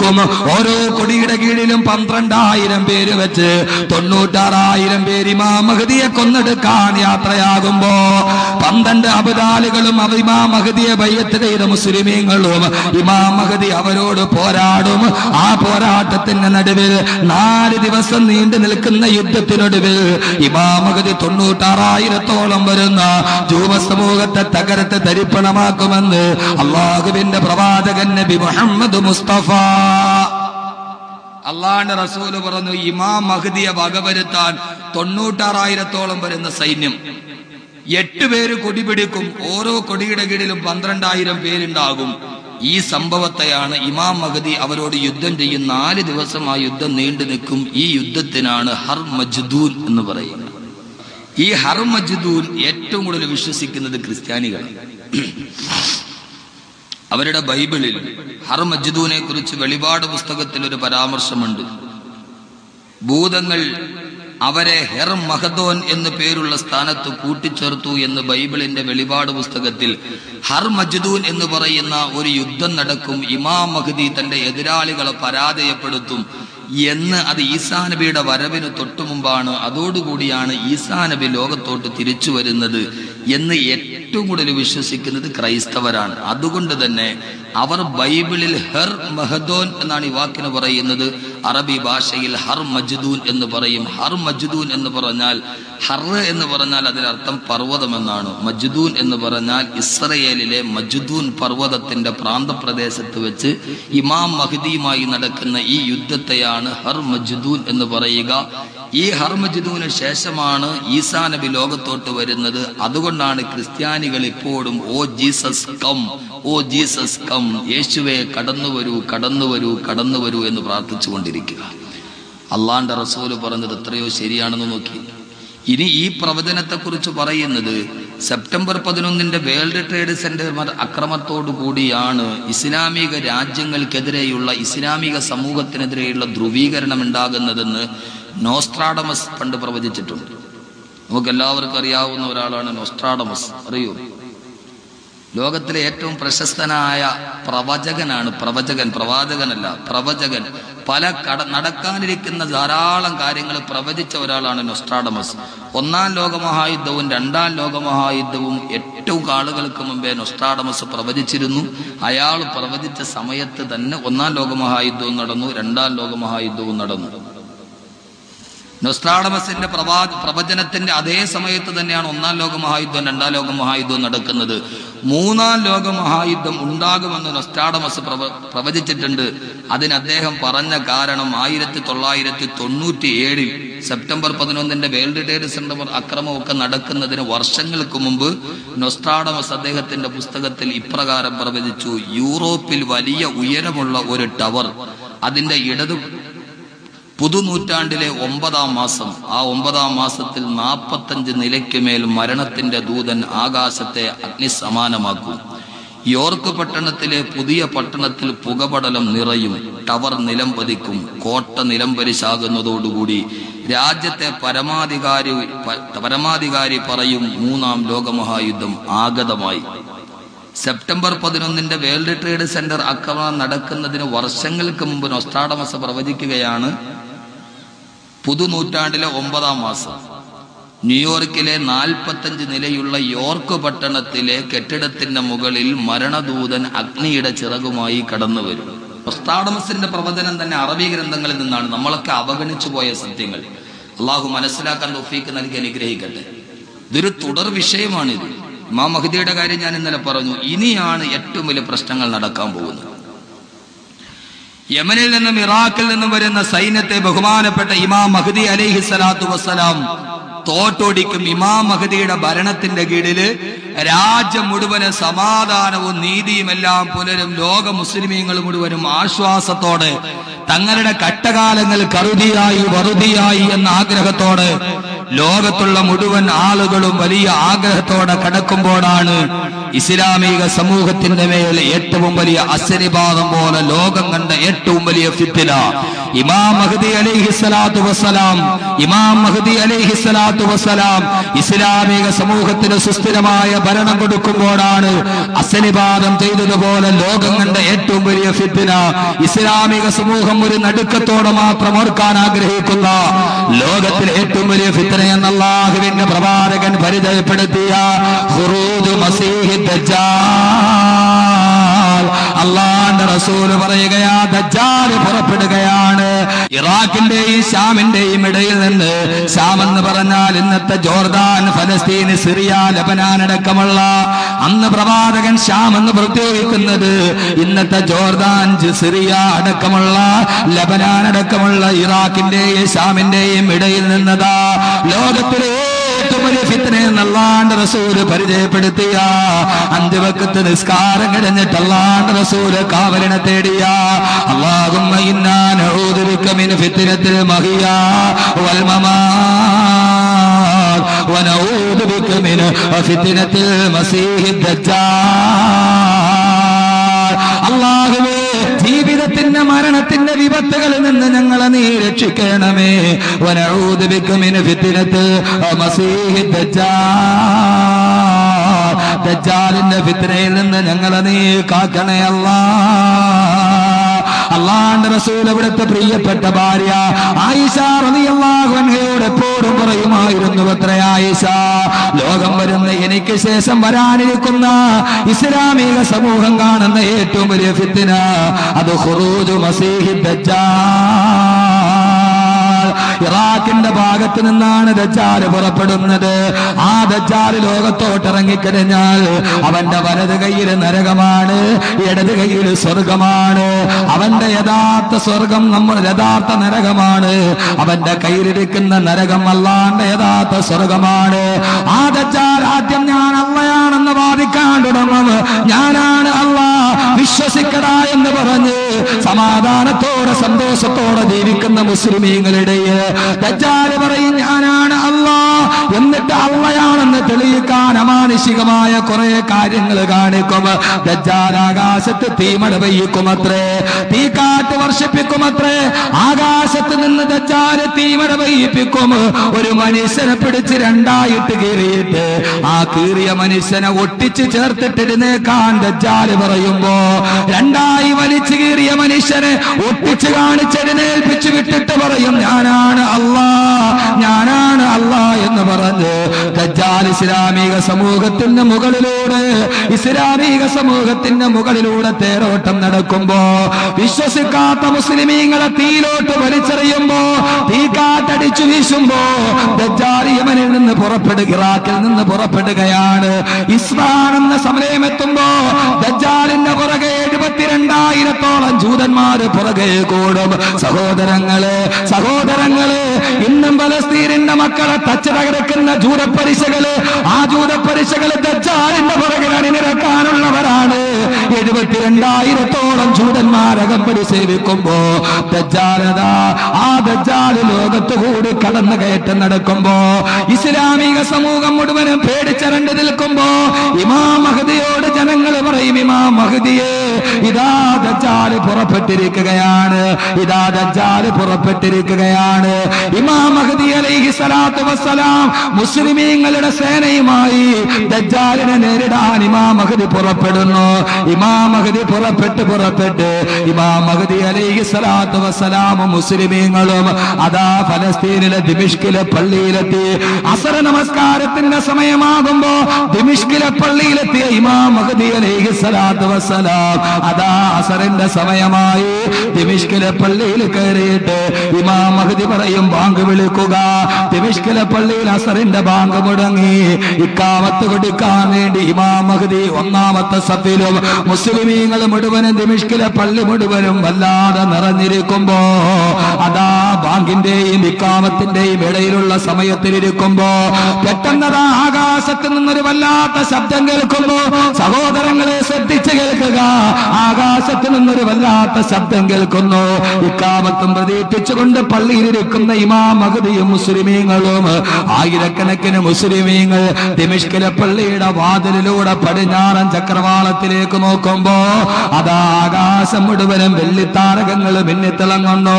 ഭൂമി മുഴുവനും പ്രകാശിച്ചതുപോലെ ആകാശത്ത് നിന്നൊരു വല്ലാത്ത പ്രകാശം ഭൂമിയിലേക്ക് ഇറങ്ങിയതുപോലെ ഭൂമി മുഴുവനും ഒരു ധവള പ്രകാശത്തിൽ കുളിച്ചതുപോലെ ആകാശലോകത്തിന്റെ മാറിടം കീറിക്കൊണ്ട് ജിബ്രീൽ അലൈഹിസ്സലാത്തു വസ്സലാമിന്റെ നേതൃത്വത്തിൽ ലക്ഷക്കണക്കിന് മലക്കുകൾ അതാ ഭൂമിയിലോട്ട് ഇറങ്ങുന്നു. ആ ലക്ഷക്കണക്കിന് മലക്കുകളുടെ തൊട്ടുപുറകിലതാ സൂര്യബോധത്തോടുകൂടി ബഹുമാനപ്പെട്ട ഈസാ നബി അലൈഹിസ്സലാത്തു വസ്സലാം അതാ ലക്ഷക്കണക്കിന് ജിബ്രീൽ അലൈഹിസ്സലാത്തു വസ്സലാമിന്റെ നേതൃത്വത്തിൽ ലക്ഷക്കണക്കിന് മലക്കുകളുടെ അകമ്പടിയോടുകൂടി ദിമിഷ്കിലെ പള്ളിയുടെ ഇടത്തെ ഭാഗത്തുള്ള വെള്ളമിനാരത്തില് മിമ്മിനാരത്തിൽ ബൈളാ അതാ ദിമിഷ്കിലെ പള്ളിയുടെ വെള്ളമിനാരത്തില് ഇടത്തെ ഭാഗത്തെ വെള്ളമിനാരത്തില് ബഹുമാനപ്പെട്ട റൂഹുല്ലാഹി ഈസാ നബി അലൈഹിസ്സലാത്തു വസ്സലാം ലോകം കാത്തിരുന്ന ഈസാ നബി കുരിശിൽ തറച്ചെന്ന് പറഞ്ഞ ഈസാ നബി കുത്തുകുടിച്ചു മുടിയെന്ന് ജൂതന്മാര് പറഞ്ഞ ഈസാ നബിയതാ വെള്ളിമേഘങ്ങളുടെ നടുവിൽ എന്നെ കൊന്നിട്ടില്ലടാ, എന്നെ ക്രൂശിച്ചിട്ടില്ലടാ, ഇതാ ഞാൻ ഇറങ്ങി വരുന്നു എന്ന് ചരിത്രത്തിന്റെ ദശാസന്ധിയില് ബഹുമാനപ്പെട്ട ഈസാ നബി അലൈഹിസ്സലാത്തു വസ്സലാം ഇന്നും ദിമിഷ്കിലെ പള്ളിയുടെ ഇടത്തെ മിനാരത്തിൽ ഒരു ഗോവണിയുണ്ട്. ബഹുമാനപ്പെട്ട ഈസാ നബിക്ക് പള്ളിയിലേക്ക് ഇറങ്ങി വരാൻ ആളുകൾ മുഴുവനും മുസ്ലിമീങ്ങൾ അത്ഭുതത്തോടെ നോക്കി നിൽക്കുമ്പോ മറിയമിന്റെ പുത്രൻ ബത്ലഹേമിന്റെ പുത്രൻ ഈസാ നബി അലൈഹിസ്സലാത്തു വസ്സലാം പള്ളിയിലോട്ട് കടന്നു വരുമ്പോ ഇമാം മഹ്ദി ഓടിച്ചെന്നിട്ട് മുസാഫഹത്ത് ചെയ്യുന്നു. ഒരു ചരിത്രത്തിന്റെ അനിവാര്യത പോലെ ദിമിഷ്കിലെ പള്ളിയിൽ ഇക്കാമത്ത് മുടങ്ങി. ഇമാം മഹ്ദി പറഞ്ഞു, നിങ്ങൾ ഇമാമത്ത് നിൽക്കണേ, ഈസാ നബിയെ നിങ്ങൾ ഇമാമായി നിൽക്കണേ. ഈസാ നബി പറയും, ഇല്ല ഇല്ല ഇല്ല സല്ലി ബിന്നാ നിങ്ങൾ ഇമാമായി നിൽക്കുക. ഇമാം മഹ്ദി ദിമിഷ്കിലെ പള്ളിയിൽ ഇമാമായി നിൽക്കും. ഇമാം മഹ്ദിയുടെ പുറകുഭാഗത്ത് കൈകെട്ടിക്കൊണ്ട് ഈസാ നബി അലൈഹിസ്സലാത്തു വസ്സലാം നമസ്കാരം നിർവഹിക്കുമെന്ന് ഇതേവരെ കള്ളം പറഞ്ഞിട്ടില്ലാത്ത മുഖ്ബിർ സാദിഖ് നബി മുഹമ്മദ് മുസ്തഫ. ഈസാ നബി അലൈഹിസ്സലാത്തു വസ്സലാം ഇറങ്ങി. ലോകാവസാനത്തിന്റെ ഏറ്റവും പ്രധാനപ്പെട്ട അടയാളമാണ് ഈസാ നബി തിരിച്ചു വരിക. എങ്ങനെ ഈസാ നബി തിരിച്ചു വന്നു? ഇത് ചരിത്രത്തിലെ ഒരു വലിയ പ്രശ്നമാണ്. കാരണം ക്രൈസ്തവ സമൂഹം പറഞ്ഞു ഈസാ നബി ക്രൂശിക്കപ്പെട്ടു. ജൂതന്മാര് പറഞ്ഞു ഈസാ നബിയെ ഞങ്ങൾ കൊന്നു, ഈസ ചത്തു. ജൂതന്മാർക്ക് ഏറ്റവും ദേഷ്യമുള്ള പ്രവാചകനാണ് ഈസാ നബി. ജൂതന്മാര് പറഞ്ഞു ഈസാ നബിയെ കൊന്നത് ജൂതന്മാരാണല്ലോ, ഈസാ നബിയെ കൊന്നത് ജൂതന്മാരാണ്. യൂദാസിനെ വിലക്കെടുത്ത് 30 വെള്ളിക്കാശ് കൊടുത്ത് യൂദാസിന് കൊടുത്ത 30 വെള്ളിക്കാശ് എങ്ങനെയുള്ള കാശായിരുന്നു? ഇന്നത്തെ യൂദാസിന് 30 വെള്ളിക്കാശ് കൊടുത്തു തന്റെ ഗുരുവിനെ ഒറ്റിക്കൊടുക്കാൻ. യൂദാസിന് ജൂതന്മാര് കൊടുത്ത വെള്ളിക്കാശ് എങ്ങനെയുള്ള കാശായിരുന്നു? യൂദാസിന് കൊടുത്ത വെള്ളിക്കാശിന്റെ ഒരു ഭാഗത്ത് ഒരു ദേവന്റെ ചിത്രമാണ്, മറുഭാഗത്ത് കഴുകന്റെ ചിത്രവും. യൂദാസിന് കൊടുത്ത വെള്ളിക്കാശ് എങ്ങനെയായിരുന്നു? ഒരു ഭാഗത്ത് ദേവന്റെ ചിത്രം, മറുഭാഗത്ത് കഴുകന്റെ ചിത്രം. പുഞ്ചിരിച്ചുകൊണ്ട് കഴുത്തറുത്തതിന് യൂദാസിന് കിട്ടിയ പ്രതിഫലം ദേവന്റെ പുഞ്ചിരിയോടെ കഴുകന്റെ കണ്ണ് കണ്ട യൂദാസ് എന്നായിരുന്നു ചരിത്രം. എൻസൈക്ലോപീഡിയയിൽ അങ്ങനെയാണ് പറയുന്നത്. ബഹുമാനപ്പെട്ട ഈസാ നബി അലൈഹിസ്സലാത്തു വസ്സലാമിനെ കൊല്ലാൻ തീരുമാനിച്ചു ജൂത സമൂഹം. ആ കഥയൊക്കെ നിങ്ങൾക്ക് എല്ലാവർക്കും അറിയാമല്ലോ, ചരിത്രമൊക്കെ ഖുർആൻ പറയുന്നുണ്ട്. അപ്പൊ അതും കൂടി ഒറ്റ കാര്യം, ഇതിന്റെ അള്ളാഹു എന്തിനാണ് ഈസാ നബിയെ രണ്ടാമത് ഇറക്കുന്നത്? ഖുർആൻ എന്ത് പറയുന്നു എന്ന് നമുക്ക് നോക്കാം. ഈസാ നബി അലൈഹിസ്സലാത്തു വസ്സലാം ജന്മം കൊണ്ട് തന്നെ ധാരാളം പ്രത്യേകതയുള്ള ആളാ. വാപ്പയില്ലാതെ ജനിക്കപ്പെട്ട ആളാണ് ഈസാ നബി അലൈഹിസ്സലാത്തു വസ്സലാം. ആ ഈസാ നബി അലൈഹിസ്സലാത്തു വസ്സലാം ഭൂലോകത്ത് ധാരാളം അത്ഭുതങ്ങൾ കാണിച്ചിട്ടുണ്ട്. ഈസാ നബി അലൈഹിസ്സലാത്തു വസ്സലാമിന് അല്ലാഹു ധാരാളം മുഅ്ജിസത്ത് കൊടുത്തിട്ടുണ്ട്. ഏതൊക്കെയാ അത്? ورسولنا إلى بني إسرائيل أني أخلق لكم من الطين كهيئة الطير فأنفخ فيه فيكون طيرا بإذن الله وأبرئ لكم الأبرص وأحيي الموتى بإذن الله وأنبئكم بما تأكلون وما تدخرون. അള്ളാഹുവിന്റെ ഖുർആൻ പറയുകയാണ് ഈസാ നബിക്ക് അള്ളാഹു കൊടുത്ത മോചിതത്വം എന്താ? ഏതെങ്കിലും കളിമണ്ണ് കൊണ്ടൊരു പക്ഷി ഉണ്ടാക്കിയിട്ട് ഈസാ നബി ആ പക്ഷിയോടൊന്ന് പറക്കാൻ പറഞ്ഞാൽ ആ പക്ഷിയുടെ മുകളിലേക്ക് ഈസാ നബി ഒന്ന് ഊതിക്കഴിഞ്ഞാൽ മണ്ണുകൊണ്ടുണ്ടാക്കിയ പക്ഷി തൈറം ബിഇദ്നില്ല, ആകാശത്തുകൂടി ചിറകുകൾ ഉപയോഗിച്ച് പറന്നു പോകുമായിരുന്നു. മാത്രമോ ഇത് മാത്രമല്ല,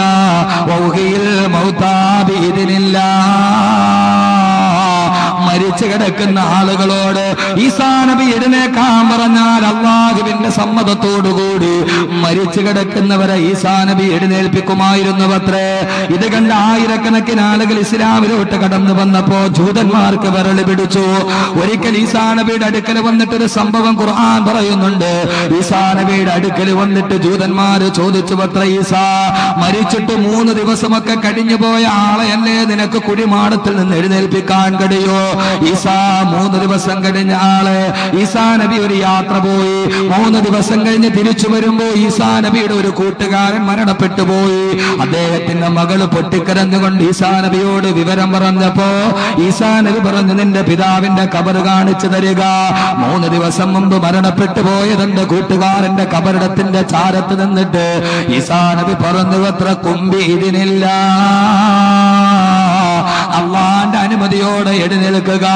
മരിച്ചുപോയ മനുഷ്യൻ കബറിടത്തിന്റെ മണ്ണ് മാറ്റിയിട്ട് എഴുന്നേറ്റ് വരുമ്പോ ബഹുമാനപ്പെട്ട ഈസാ നബി അലൈഹിസ്സലാത്തു വസ്സലാം സഹോദരങ്ങളെ, വിലാപയാത്ര നടന്നു പോവുകയാണ്. ഒരു മനുഷ്യൻ ഈസാ നബിയുടെ കാലത്ത് മരിച്ചു. അയാളുടെ വിലാപയാത്ര കബറടക്കാൻ കൊണ്ടുപോവുകയാണ്. ആ മരിച്ച മനുഷ്യന്റെ മുമ്പിൽ നിന്നിട്ട് ഭാര്യ മക്കള് പൊട്ടിക്കരയുകയാണ്. ആ സമയത്താണ് ഈസാ നബി കടന്നു വരുന്നത്. ദുഃഖാർത്തയായ ഭാര്യ സന്താനങ്ങൾ ചോദിച്ചു അത്രേ, അത്ഭുതങ്ങൾ കാണിക്കുന്ന മഹാത്മാവേ, ഈസാ നബിയെ, ഞങ്ങളുടെ ഈ മരിച്ചുപോയ പിതാവിനെ ഒരിക്കൽ കൂടി ഒന്ന് ജീവിതത്തിലേക്ക് തിരിച്ചു വരുമോ? ഈസാ നബി മഞ്ചക്കിലേക്ക് നോക്കിയിട്ട് മരിച്ച് മലർന്നു കിടക്കുന്ന വെള്ളത്തുണിയിൽ കിടന്നു കിടക്കുന്ന മയ്യത്തിനോട് പറഞ്ഞു, കൊമ്പി ഇതിനില്ല. ദജ്ജാലുമായിട്ടുള്ള ഈസാ നബിയുടെ യുദ്ധം അറിയണമെങ്കിൽ ഇതുകൂടി പഠിക്കണം. ഇത് പറയേണ്ട താമസം. ആളുകളെ ചുമന്നു കൊണ്ടുപോകുന്ന സന്തൂക്ക് കട്ടിലിന്റെ മുകളില് മരിച്ചുപോയ ആൾ എഴുന്നേറ്റ് നിന്നു. സന്തക്ക് ചുമന്നു കൊണ്ടുപോയവർ പേടിച്ച രണ്ട് സന്തൂക്ക് കട്ടിലും താടയിട്ടിട്ട് വിറങ്ങി ഓടിയെന്നാണ്. ആ മനുഷ്യനാണെങ്കിലോ കഫൻ തുണിയെല്ലാം അടിച്ചു മാറ്റിയിട്ട് എഴുന്നേറ്റ് നിന്നു. നേരെ ചിരിച്ചിട്ട്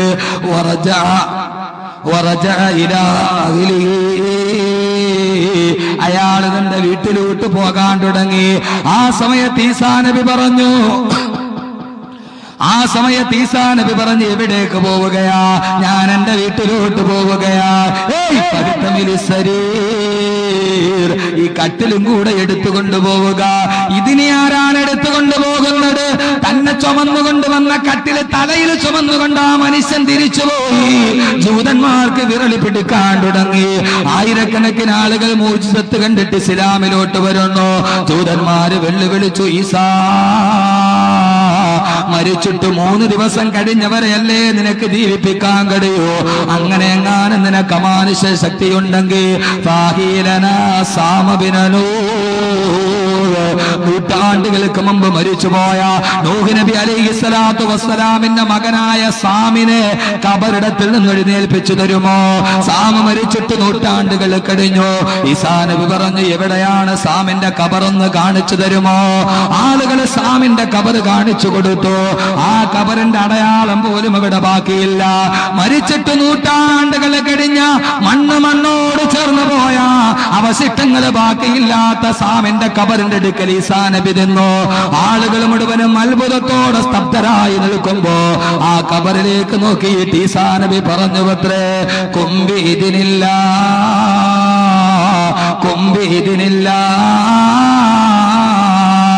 അള്ളാന്റെ അനുമതിയോടെ എഴുന്നേൽക്കുക. നൂറ്റാണ്ടുകൾക്ക് മുമ്പ് മരിച്ചുപോയ നൂഹ് നബിയുടെ മകനായ സാമ് കബറിടത്തിൽ നിന്ന് ചാടി എഴുന്നേറ്റ് നിന്നു അത്രേ. കണ്ടു നിന്ന ആളുകൾ ഒന്നടങ്കം പറഞ്ഞു, അശ്ഹദു അല്ലാ ഇലാഹ ഇല്ലല്ലാഹ് വ അന്ന ഈസാ റൂഹുല്ലാഹ്. ആയിരക്കണക്കിന് ആളുകളാണെന്ന് ഒരൊറ്റ ദിവസം കൊണ്ട് മുസ്ലിമായത്. ഈസാ നബി നൂഹിന്റെ നബിയുടെ മകനായ സാമിനോട് പറഞ്ഞു, സാമേ, എന്റെ മോചിതത്തിൽ ആളുകൾ സംശയം പ്രകടിപ്പിച്ചപ്പോ നിന്നെ ഞാൻ കബറിൽ നിന്ന് എഴുന്നേൽപ്പിച്ചതാണ്. ഇനി നീ കബറിലേക്ക് തന്നെ മരിച്ചിട്ട് തിരിച്ചു പോയിക്കൊള്ളുക. ആ സമയത്ത് നൂഹ് നബിയുടെ മകനായ സാമ് പറഞ്ഞു അത്രേ, ഇല്ല ഈസാ നബിയെ, ഞാൻ ഇനി കബറിലേക്ക് തിരിച്ചു പോകുന്ന പ്രശ്നമില്ല. ഞാൻ മരിച്ചു കിടന്നതല്ലേ, ഞാൻ മരണമറിഞ്ഞവനല്ലേ. എന്തിനാണ് നിങ്ങൾ എന്നെ എഴുന്നേൽപ്പിച്ചത്? ഇനി ഞാൻ തിരിച്ചു പോകുന്ന പ്രശ്നമില്ല. ഈസാ നബി വല്ലാതെ വിഷമവൃത്തത്തിലായി. എന്തേ നീ തിരിച്ചു പോകുന്നില്ലേ? ആ സമയത്ത് സാമു പറഞ്ഞ ഒരു മറുപടി സന്ദർഭോചിതമായിട്ട് എന്റെ പ്രിയപ്പെട്ട സദസ്സിനോട് ഞാൻ ഓർമ്മിപ്പിക്കുകയാണ്. സാമു പറഞ്ഞു അത്ര, ഈസാ നബിയെ, തിരിച്ചു പോകാൻ മടിയുണ്ടായിട്ടല്ല, എനിക്ക് ജീവിക്കാൻ ഒരിക്കൽ കൂടി കൊതിയുണ്ടായിട്ടല്ല, എനിക്കിനി മരിക്കാൻ മനസ്സില്ല ഈസാ നബിയെ. കാരണം എന്തെന്നറിയുമോ? ഒരൊറ്റ പ്രാവശ്യം മരണത്തിന്റെ വേദന ഞാൻ അനുഭവിച്ചവനാണ്. സക്കറാത്തിന്റെ വേദന എന്തെന്ന് ഞാൻ അനുഭവിച്ചവനാണ്. ഇനി ഒരിക്കൽ കൂടി സക്കറാത്ത് അനുഭവിക്കാൻ, ഇനി ഒരിക്കൽ കൂടി മരണത്തിന്റെ വേദന അനുഭവിക്കാൻ എനിക്ക് കഴിയില്ല ഈസാ. മരണവേദന എങ്ങനെയാണ്? ഒന്നനുഭവിച്ചവൻ പിന്നെ ഒന്നുകൂടി അനുഭവിക്കാൻ നഷ്ടപ്പെട്ടു പോകും. ഒരിക്കൽ കൂടി സക്കറാത്തിന്റെ വേദന അനുഭവിക്കാൻ എനിക്ക് കഴിയില്ല ഈസാ നബിയെ. അതുകൊണ്ട് ഞാൻ മരിക്കണമെങ്കിൽ അല്ലാ തുഈദനീ സക്കറാത്തുൽ മൗത്ത് സാനിയാ, ഇനി ഒരിക്കൽ കൂടി എനിക്ക് മരണവേദന ഒഴിവാക്കി തരുമോ?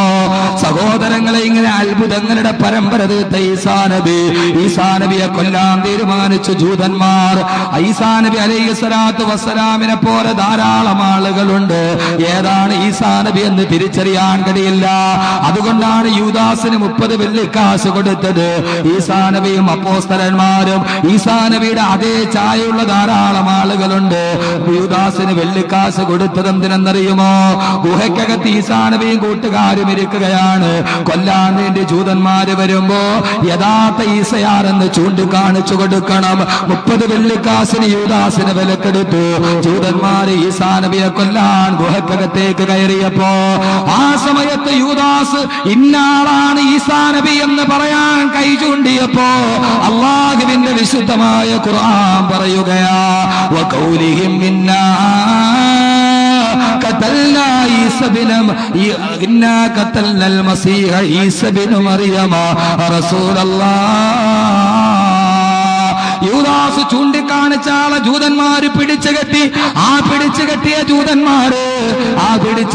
ജൂതന്മാര് കാൽവരി പർവ്വതത്തിന്റെ മുകളില് ആ യൂദാസ് ചൂണ്ടിക്കാണിച്ച ആളെ കൊണ്ടുപോയി കുരിശിൽ തറച്ചു. ആ മനുഷ്യനെ ആണികൊണ്ട് മുള്ളാണി കൊണ്ട് കുരിശിൽ തറച്ചു. രാത്രി സമയത്ത് ക്രൈസ്തവ സഹോദരങ്ങൾ വന്നു നോക്കുമ്പോ ഈസാ നബിയെ കാണുന്നില്ല. ക്രൈസ്തവര് പറഞ്ഞു ജൂതന്മാര് ഈസയാണ് കുരിശിൽ തറച്ചത്. ജൂതന്മാര് പറഞ്ഞു ഞങ്ങൾ ഈസയെ കൊന്നു, ഞങ്ങൾ യേശുവിനെ കൊന്നു. അല്ലാഹുവിന്റെ വിശുദ്ധമായ ഖുർആനിൽ അല്ലാഹു ആയത്തിറക്കി, ഇല്ല നബിയേ, ഇല്ല നബിയേ, ഇല്ല നബിയേ. അവിടെ രണ്ടുപേരുടെയും വാദം തെറ്റാണ് നബിയേ. അല്ലാഹുവിന്റെ ഖുർആൻ പറഞ്ഞു ഇല്ല, വമാ ഖതലൂഹു വമാ സലബൂ വലാകിൻ ശുബ്ബിഹ ലഹും. അല്ലാഹുവിന്റെ ഖുർആൻ വ്യക്തമായി പറഞ്ഞു ഇല്ല, വമാ ഖതലൂഹു, ഈസാ നബിയെ ജൂതന്മാര് കൊന്നിട്ടില്ല. വമാ സലബൂഹു, ഈസാ നബിയെ യേശുക്രിസ്തുവിനെ ആരും കുരിശിൽ തറച്ചിട്ടുമില്ല. വലാകിൻ ശുബ്ബിഹ ലഹും, യൂദാസിന് ആള് മാറിപ്പോയതാണ്. അല്ലാഹു സുബ്ഹാനഹു വ തആല തന്റെ പ്രവാചകനെ രക്ഷപ്പെടുത്തി. യൂദാസ് ചൂണ്ടിക്കാണിച്ചത് യഥാർത്ഥ ഈസാ നബിയല്ല. അല്ലാഹു പറയുന്ന ബൽ റഫഅഹു ഇലൈഹി, ഈസാ നബിയെ ഞാൻ എന്റെ അടുക്കലേക്ക് ഉയർത്തെഴുന്നേൽപ്പിച്ചു. ഈസയെ ഞാൻ എന്റെ അടുക്കലേക്ക് വിളിച്ചിരിക്കുകയാണ്. എന്റെ അടുക്കൽ ഈസാ നബി സുഖവാസത്തിലാണ്. വെള്ളമിനാരം പണിതുകൊള്ളുക. ലോകാവസാനത്തിന്റെ അടയാളമായി ഈസാ നബി അലൈഹിസ്സലാത്തു വസ്സലാം തിരിച്ചു വരുമെന്ന് അല്ലാഹുവിന്റെ വിശുദ്ധ ഖുർആൻ. അല്ലാഹുവിന്റെ ഖുർആൻ പറഞ്ഞു ഈസാ നബിയെ കൊന്നിട്ടുമില്ല, കുരിശിൽ തറച്ചിട്ടുമില്ല. പിന്നെന്തു പറ്റി? വലാകിൻ ശുബ്ബിഹ ലഹു, അവർക്ക് ആള് മാറിപ്പോയി.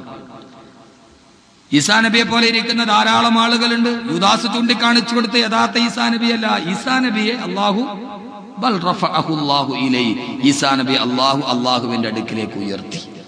ആ ഉയർത്തിയ ഈസാ നബി അലൈഹിസ്സലാത്തു വസ്സലാമാണ് ദിമിഷ്കിലെ പള്ളിയിലെ വെള്ളമിനാരത്തിൽ. ഇന്നും ദിമിഷ്കിലെ പള്ളിയുടെ ഇടത്തെ ഭാഗത്തെ വെള്ളമിനാരത്തിൽ ഗോവണി കാണാം ഈസാ നബിക്ക് ഇറങ്ങി വരാൻ. അല്ലാഹു സുബ്ഹാനഹു വ തആല ആ സമയത്താണ് ജീവിക്കാൻ കഴിഞ്ഞതെങ്കിൽ, അവിടെ വരെയാണ് നമ്മുടെ ആയുസ്സെങ്കിൽ, അല്ലാഹു സുബ്ഹാനഹു വ തആല ഈമാനോട് ഈസാ നബിയുടെ പുറകിൽ അണിനിരക്കുന്ന യഥാർത്ഥ മുത്തക്കിങ്ങൾ അല്ലാഹു പെടുത്തി അനുഗ്രഹിക്കട്ടെ. അല്ലാഹു അനുഗ്രഹിക്കട്ടെ. എന്താ ആമീനൊരു പവറില്ലാത്തത്? ഒരു പ്രവാചകനെ നമുക്ക് നേരിട്ട് കണ്ടുകൂടെ? നമുക്ക് അത് കഴിഞ്ഞിട്ടില്ലല്ലോ. ഒരു പ്രവാചകനെ നമുക്ക് നേരിട്ട് കണ്ടുകൂടെ? റൂഹുല്ലാഹി ഈസാ നബി അലൈഹി സ്വലാത്തു വസ്സലാമിനെ. അള്ളാന്റെ റസൂല് വരുന്നതിന് 500 വർഷം മുമ്പ് വന്നു പോയ ആളാണ് ഈസാ നബി. ഈസാ നബിയുടെയും അള്ളാന്റെ റസൂലിന്റെയും ഇടയിലുള്ള വർഷം വെറും 500 വർഷത്തെ കാലഘട്ടമാണ്. ക്രൈസ്തവ സമൂഹവും ഇസ്ലാമിക സമൂഹവും തമ്മിലുള്ള ഏറ്റവും വലിയ ചർച്ചാ വിഷയം ഇവിടെയാണ്. അള്ളാന്റെ ഖുർആൻ, എന്റെ ശബ്ദം കേൾക്കുന്ന ക്രൈസ്തവ സഹോദരങ്ങൾ ആരെങ്കിലും ഉണ്ടെങ്കിൽ, അള്ളാന്റെ ഖുർആൻ പറഞ്ഞു ഈസാ നബിയെ കുരിശിൽ തറച്ചിട്ടുമില്ല, ഈസാ നബിയെ കൊന്നിട്ടില്ല. ഈസാ നബിയെ കൊന്നു എന്ന് പറഞ്ഞതാരാ? ആ മറുപടി പറയും ചുമ്മാ ഉറങ്ങുക. ഇത് ഇങ്ങനെയാണ് ഞാൻ വാള് പറയില്ല. ഈസാ നബിയെ കൊന്നു എന്ന് പറഞ്ഞാരാ? ഇത് ചുമ്മാ ചരിത്രമോ അല്ലെങ്കിൽ എന്ന് പറയണമല്ല. അത് കേട്ടിരുന്ന ചുമ്മാ കേട്ടിരുന്നാ മതി. ഇത് ഇനി വരാനിരിക്കുന്ന സംഭവമാണ്. ഒരു നിമിഷം പോലും ഒരു തരി പോലും ഇതിനകത്ത് നമുക്ക് സന്ദേഹമില്ല. ഇനി വരാനിരിക്കുന്ന കാര്യങ്ങൾ കൃത്യമായിട്ട് അറിയുമ്പോൾ ഒരു ചരിത്രം മറ്റൊരു ചരിത്രമായിട്ട് കൂട്ടിച്ചേർക്കണം. അങ്ങനെ കൂട്ടിച്ചേർക്കുമ്പോഴാ മനസ്സിലാവുകയുള്ളൂ ഈസാ നബി എന്തിനാ തിരിച്ചിറങ്ങുന്നത്. അള്ളാഹുവിന്റെ ഖുർആൻ പറഞ്ഞു യുക്കല്ലിമുന്നാസിഫിൽ മഹ്ദി വ കഹില. ഈസാ നബി അലൈഹി സ്വലാത്തു വസ്സലാം തൊട്ടിലിൽ വെച്ച് സംസാരിച്ചു. വ കഹില, കുഹൂലായിരിക്കുമ്പോൾ സംസാരിച്ചു എന്നാണ്. കുഹൂൽ എന്ന് പറഞ്ഞാൽ ആ കുഹൂലിന്റെ പ്രായം വരെ ഈസാ നബി ഭൂലോകത്തുണ്ടായിട്ടില്ല. അപ്പൊ കഹില, കുഹൂല് എന്ന് പറയുന്ന ആ പദം 35-40 വയസ്സിന് മുകളിലോട്ടാണ്. ആ കാലഘട്ടത്തിലും ഈസാ നബി സംസാരിച്ചു എന്ന ഖുർആന്റെ ആയത്ത് ശരിയാകണമെങ്കിൽ ഈസാ നബി ഇറങ്ങിയേ പറ്റൂ. 33-ാമത്തെ വയസ്സിലാണ് ഈസാ നബി അലൈഹി സ്വലാത്തു വസ്സലാമിനെ അള്ളാഹു ഉയർത്തുന്നത്. എത്രാമത്തെ വയസ്സിൽ? 33-ാമത്തെ വയസ്സിൽ. 33 വയസ്സിന് വലിയ പ്രാധാന്യമുണ്ട്. സ്വർഗത്തിലും എല്ലാവർക്കും 33 വയസ്സാണ്. അള്ളാഹു സുബ്ഹാനഹു വ തആല മനസ്സിലാക്കാൻ തൗഫീക്ക് നൽകട്ടെ. അങ്ങനെ ഇമാം മഹ്ദി അലൈഹി സ്വലാത്തു വസ്സലാം അസർ നമസ്കാരത്തിന് നേതൃത്വം നൽകും ദിമിഷ്കിലെ പള്ളിയിൽ. അള്ളാഹു കാണാൻ തൗഫീക്ക് നൽകട്ടെ. ഒന്ന് പോണം സഹോദരങ്ങളെ. ചുമ്മാ ഈ 1000-2000 കൊടുത്തിട്ട് പെരുന്നാളിന് വീഗാലാൻഡിൽ പോയാൽ പോരാ. ഇസ്ലാമിന്റെ ചരിത്രം ഉറങ്ങുന്ന ഭൂമി ഒന്ന് കാണണം. ധാരാളം ആളുകൾ ഉംറയ്ക്ക് വേണ്ടിയൊക്കെ പോകുന്ന സമയത്ത് ചരിത്ര ഭൂമിയിലൂടെ ഒരു യാത്ര എന്നൊക്കെ പറഞ്ഞ പത്രത്തിൽ പരസ്യം കാണാം. ഒന്ന് പോകണം. പോയി ഇതൊക്കെ കണ്ടിട്ട് ലൂത്ത് നബി അലൈഹി സ്വലാത്തു വസ്സലാമിന്റെ സമൂഹത്തെ നശിപ്പിച്ച ചാവുകടല്, മൂസാ നബി അലൈഹി സ്വലാത്തു വസ്സലാം സംസാരിച്ച തൂരിസീന പർവ്വതം, മൂസാ നബി അലൈഹി സ്വലാത്തു വസ്സലാമിനെ വിളിച്ച വൃക്ഷം, അള്ളാഹു ശബ്ദം കേട്ടല്ലോ, ഫിൽ ബുഖത്തിൽ മുബാറക്കത്തി മിനശ് ശജറ, സൂറത്തു താഹ, ആ വിളിച്ച വൃക്ഷം, അതുപോലെ ബഹുമാനപ്പെട്ട പ്രവാചകന്മാരുടെ ഖബറിടങ്ങൾ, ഇങ്ങനെ ധാരാളം ഇസ്ലാമിക ചരിത്ര പശ്ചാത്തലങ്ങൾ ഉറങ്ങുന്ന ഭൂമിയൊക്കെ ഒന്ന് പോയി കാണണം. ബൈത്തുൽ മുഖദ്ദസ് കാണണം. ബൈത്തുൽ മുഖദ്ദസ് ഖുദ്സ് എന്ന് കാണണ്ടേ? ദിമിഷ്കിലെ പള്ളി കാണണ്ടേ? ഈ പള്ളിയൊക്കെ കാണാം. ആകെ 1 ലക്ഷം രൂപ മതി. 1 ലക്ഷം രൂപ മതി. പോയി ഇതൊക്കെ കണ്ടിട്ട് ഉംറയെ നിർവഹിച്ച് തിരിച്ചു വരാം. ഞാനൊന്ന് പോകണമെന്ന് വലിയ ആഗ്രഹിച്ചിരിക്കുകയാണ്. അള്ളാഹു തൗഫീക്ക് നൽകട്ടെ. അള്ളാഹു തൗഫീക്ക് നൽകട്ടെ. ഇതൊക്കെ പോയി കാണാൻ. ലൂത്ത് നബി അലൈഹി സ്വലാത്തു വസ്സലാമിന്റെ സമൂഹത്തെ അള്ളാഹു നശിപ്പിച്ച ചാവുകടല്. ലോക ഖുർആനിൽ അള്ളാഹു ധാരാളം സമൂഹത്തെ നശിപ്പിച്ച ചരിത്രം പറയുന്നുണ്ട്. അള്ളാഹു ഏറ്റവും വലിയ ശിക്ഷ കൊടുത്തത് ആർക്കാ? ലൂത്ത് നബി അലൈഹി സ്വലാത്തു വസ്സലാമിന്റെ സമൂഹത്തെയാ. എന്ന് പറഞ്ഞാൽ മറ്റുള്ളവരെയൊക്കെ പേമാരി പെയ്യിപ്പിച്ചിട്ടും ഇടിമുഴക്കൊണ്ടാക്കിയിട്ടും ഒക്കെ അള്ളാഹ് നശിപ്പിച്ചത്. ലൂത്ത് നബിയുടെ സമൂഹത്തെ അള്ളാഹു നശിപ്പിച്ചെങ്ങനെയാണെന്നറിയോ? മലക്കിങ് വന്നിട്ടൊരു കോരലങ്ങ് കോരി. ഈ തട്ടുകടയിലൊക്കെ ദോശ മറിച്ചിടുന്ന മാതിരി ചട്ടകം അകത്തോട്ടങ്ങ് കയറ്റിയിട്ടൊരു പൊക്കങ്ങ് പോക്കും. കുറച്ച് ബിരുദന്മാരായ തട്ടുകടക്കാരാണ് ഇത്രയും പൊക്കിയിട്ടൊന്ന് കമത്തിയടിക്കും. ബഹുമാനപ്പെട്ട മലക്കുകൾ വന്നിട്ട് ലൂത്ത് നബിയുടെ സമൂഹം താമസിച്ചിരുന്ന ഭൂമി ഒന്ന് പൊക്കി, കൈ അടിയിലോട്ടിട്ടൊന്ന് പൊക്കിയിട്ട് എവിടം വരെ പൊക്കി? ചരിത്രത്തിൽ കാണാം. ഹത്താ യസ്മാ അഹ്ലു സമാഇ സൗത ദജാജ. ആ നാട്ടിൽ ജീവിച്ചിരുന്ന കോഴികളുടെ ശബ്ദം ആകാശത്തുള്ളവർ കേൾക്കുന്നത് വരെ പൊക്കി. ലൂത്ത് നബി അലൈഹി സ്വലാത്തു വസ്സലാമിന്റെ നാട്ടിലെ ഭൂമിയിൽ കോഴിക്കുട്ടി കിടന്ന കോഴിയില്ലേ, ആ കോഴി കരയുന്ന ശബ്ദം ആകാശത്തുള്ളവർ കേട്ടു. അപ്പൊ അത്രയും അടുത്ത് വരെ പൊക്കി. ഇങ്ങനെ ഒന്ന് പൊക്കിയിട്ട് ഒരൊറ്റ അടി, നേരെ കമഴ്ത്തി ഒരൊറ്റ അടി. ആ കഥ പറയും ചാവുകടൽ. ഏത് കടലിൽ കയറി കിടന്നാലും മുങ്ങിപ്പോകും. പക്ഷെ ചാവുകടലിൽ കിടന്നാൽ ഇപ്പോഴും മുങ്ങൂല. ചാവുകടലെ നിങ്ങൾ ചാട് നോക്കി മുങ്ങൂല. ഇങ്ങനെ ചരിത്രങ്ങൾ അറിയുന്ന ഖിയാമത്ത് നാളിന്റെ ഈ ചരിത്രം മുഴുവൻ ഉണ്ടാകുന്നത് ബൈത്തുൽ മുഖദ്ദസ് ദിമിഷ്കിലെ പള്ളിയൊക്കെയാണ്. ഒന്ന് പോയി കാണണം. വെറുതെ നമ്മൾ ഈ മുസ്ലിങ്ങളാണെന്ന് പറഞ്ഞ് വെറുതെ ഇങ്ങനെ ഇരിക്കണമെന്നാ. 1 ലക്ഷം രൂപയുടെ നമ്മൾ അടുത്ത 10 സെന്റിന് അഡ്വാൻസ് കൊടുക്കും. നമുക്ക് മൊത്തം ഈ മോഹമാണ്. ഇങ്ങനെ അങ്ങ് പിടിച്ചു കൊണ്ടുപോകണം. ഇല്ല സഹോദരങ്ങളെ, ഇസ്സത്തുള്ളവനായിട്ട് ജീവിക്കണമെങ്കിൽ ഇൻഷാ അല്ലാഹ് ഞാൻ ഈ പറഞ്ഞു കരുതുന്ന കാര്യങ്ങളൊക്കെ നിങ്ങൾ മറ്റുള്ളവരോട് പകർന്നു പറഞ്ഞു കൊടുക്കണം. പറയൂലേ? അള്ളാഹു സുബ്ഹാനഹു വ തആല മനസ്സിലാക്കാൻ തൗഫീക്ക് നൽകട്ടെ. അങ്ങനെ അസർ നിസ്കാരം കഴിഞ്ഞു. ആ ഈസാ നബി ഇറങ്ങുന്ന സംഭവമൊക്കെ ഒന്ന് ആലോചിച്ച് നോക്കി. ദിമിഷ്കിലെ പള്ളിയിലെ വെള്ളമിനാരത്തില് ലക്ഷക്കണക്കിന് മലക്കുകളുടെ അകമ്പടിയോടെ മറിയമിന്റെ പുത്രൻ ഈസാ. ആ പള്ളിയുടെ മിനാരത്തിന് ഇപ്പോഴും വെള്ളമിനാരം. ആ വെള്ളമിനാരം ആ വെള്ളമിനാരത്തിലോട്ട് കടന്നു വരുമ്പോ സഹോദരങ്ങളെ, ദജ്ജാൽ കൊണ്ട് പൊറുതിമുട്ടിപ്പോയ സമൂഹം. പക്ഷേ അല്ലാഹുവിന്റെ റസൂല് 14 നൂറ്റാണ്ട് മുമ്പ് പറഞ്ഞു, ദജ്ജാൽ ലോകം മുഴുവനും ഫിത്നയുമായി നടക്കും, പക്ഷേ എന്റെ മക്കയിലോ മദീനയിലോ ദജ്ജാൽ കയറില്ലെന്ന് ആദരവായ പ്രവാചകൻ നബി മുഹമ്മദ് മുസ്തഫ. സഹോദരങ്ങളെ, അല്ലാഹുവിന്റെ റസൂലിന്റെ പാദപതന സ്പർശനം കൊണ്ട് അനുഗ്രഹീതമായ മക്കത്തുൽ മുക്കറമ, മദീനത്തുൽ മുനവ്വറ, ആ സമയത്ത് അല്ലാഹുവിന്റെ റസൂലിന്റെ പട്ടണത്തിൽ ദജ്ജാൽ കയറില്ല.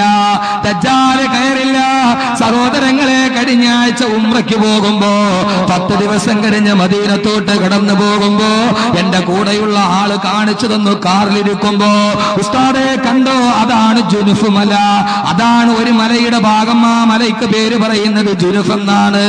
ആ മലയുടെ മുകളിൽ സൗദി രാജാവിന്റെ പാലസാണിപ്പോൾ. ആ മലയുടെ മുകളിലാണ് ദജ്ജാൽ വന്ന് കയറി നിൽക്കുക. ഇന്ന് ആ മല നിങ്ങൾക്ക് കാണാം. മദീനത്ത് പോയാൽ ആ മലയുടെ പേര് ജുഹുഫ് എന്നാണ്. ജുഹുഫ്. അവിടെയാണ് ദജ്ജാൽ വന്ന് ഇറങ്ങുന്നത് എന്നാണ് പറയുക.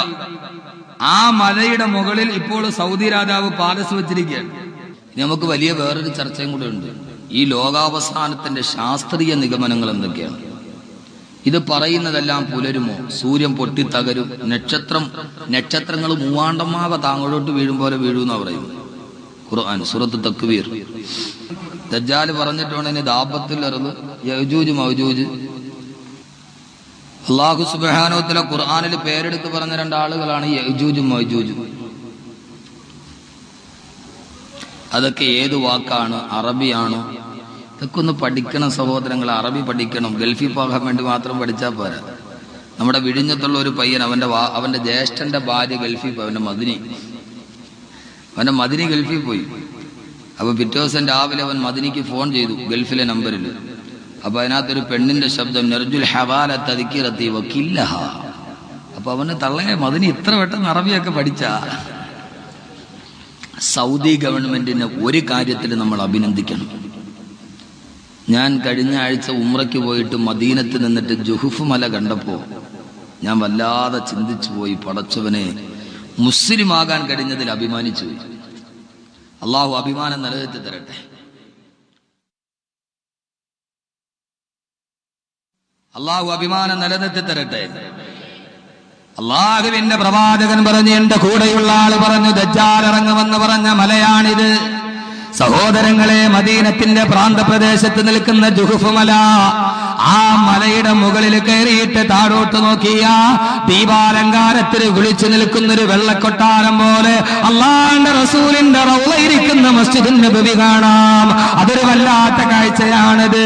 ദീപാലങ്കാരങ്ങളിൽ കുളിച്ചു നിൽക്കുന്നത് പോലെ, സ്വർണത്തിൽ വെട്ടിത്തിളങ്ങുന്നത് പോലെ 450 തൂണുകൾ നിലഞ്ഞു നിൽക്കുന്ന, ചലിച്ചുകൊണ്ടിരിക്കുന്ന ഇലക്ട്രിക് കുപ്പകളെ കൊണ്ട് നിറക്കപ്പെട്ട ഒരു വെള്ളക്കൊട്ടാരം പോലെ, മേഘപാളികളുടെ ഇടയിലൂടെ തെങ്ങി നീങ്ങുന്ന ഒരു വെള്ളക്കൊട്ടാരം പോലെ ലോകത്തിന്റെ രാജകുമാരന്റെ ഉറക്കറ കാണാം. അള്ളാന്റെ റസൂല് പറഞ്ഞു, ജുഹുഫ് മലയുടെ മുകളിലേക്ക് കയറി നിന്നിട്ട് അള്ളാന്റെ റസൂലിന്റെ മസ്ജിദുൻ നബവിയിലേക്ക് നോക്കിയിട്ട് ദജ്ജാൽ ചോദിക്കുമത്രേ, ലിമൻ ഹാദൽ ഖസ്റുൽ അബിയൽ, ലിമൻ ഹാദൽ ഖസ്റുൽ അബിയൽ, ഈ വെള്ളക്കൊട്ടാരം ആരുടേതാണെന്ന് ജുഹുഫ് മലയുടെ മുകളിൽ കയറി നിന്ന് ദജ്ജാൽ ചോദിക്കുമെന്ന് 14 നൂറ്റാണ്ട് മുമ്പ് ആദരവായ പ്രവാചകൻ നബി മുഹമ്മദ് മുസ്തഫ. സഹോദരങ്ങളെ, അള്ളാന്റെ റസൂൽ ഈ സംഭവം പറയുമ്പോ, അള്ളാന്റെ റസൂൽ ഹദീസ് പറയുമ്പോ, അന്നത്തെ പ്രവാചകന്റെ മസ്ജിദുൻ നബവിയുടെ അവസ്ഥ എന്താ? ഈത്തപ്പന മരത്തിന്റെ ഓലകൾ ചാരി വെച്ച 4 ഈത്തപ്പന മരത്തിന്റെ തൂണുകൾ കൊണ്ടുണ്ടാക്കിയ പാടമണല് മാത്രം വിരിച്ചിട്ട ഒരു കൊച്ചു പുര. ആ പുരയാണ് മസ്ജിദുൻ നബവി. ഈത്തപ്പന മരത്തിന്റെ ഓല വിരിച്ചിട്ടിയ മസ്ജിദുൻ നബവിയിൽ ഇരുന്നിട്ട് അള്ളാന്റെ റസൂൽ പറഞ്ഞു, ലോകാവസാനം അടുക്കുമ്പോ ദജ്ജാൽ പുറപ്പെടും. അവൻ എന്റെ മദീനത്ത് കിടക്കില്ല, അവൻ എന്റെ മക്ക മലയിൽ കയറില്ല.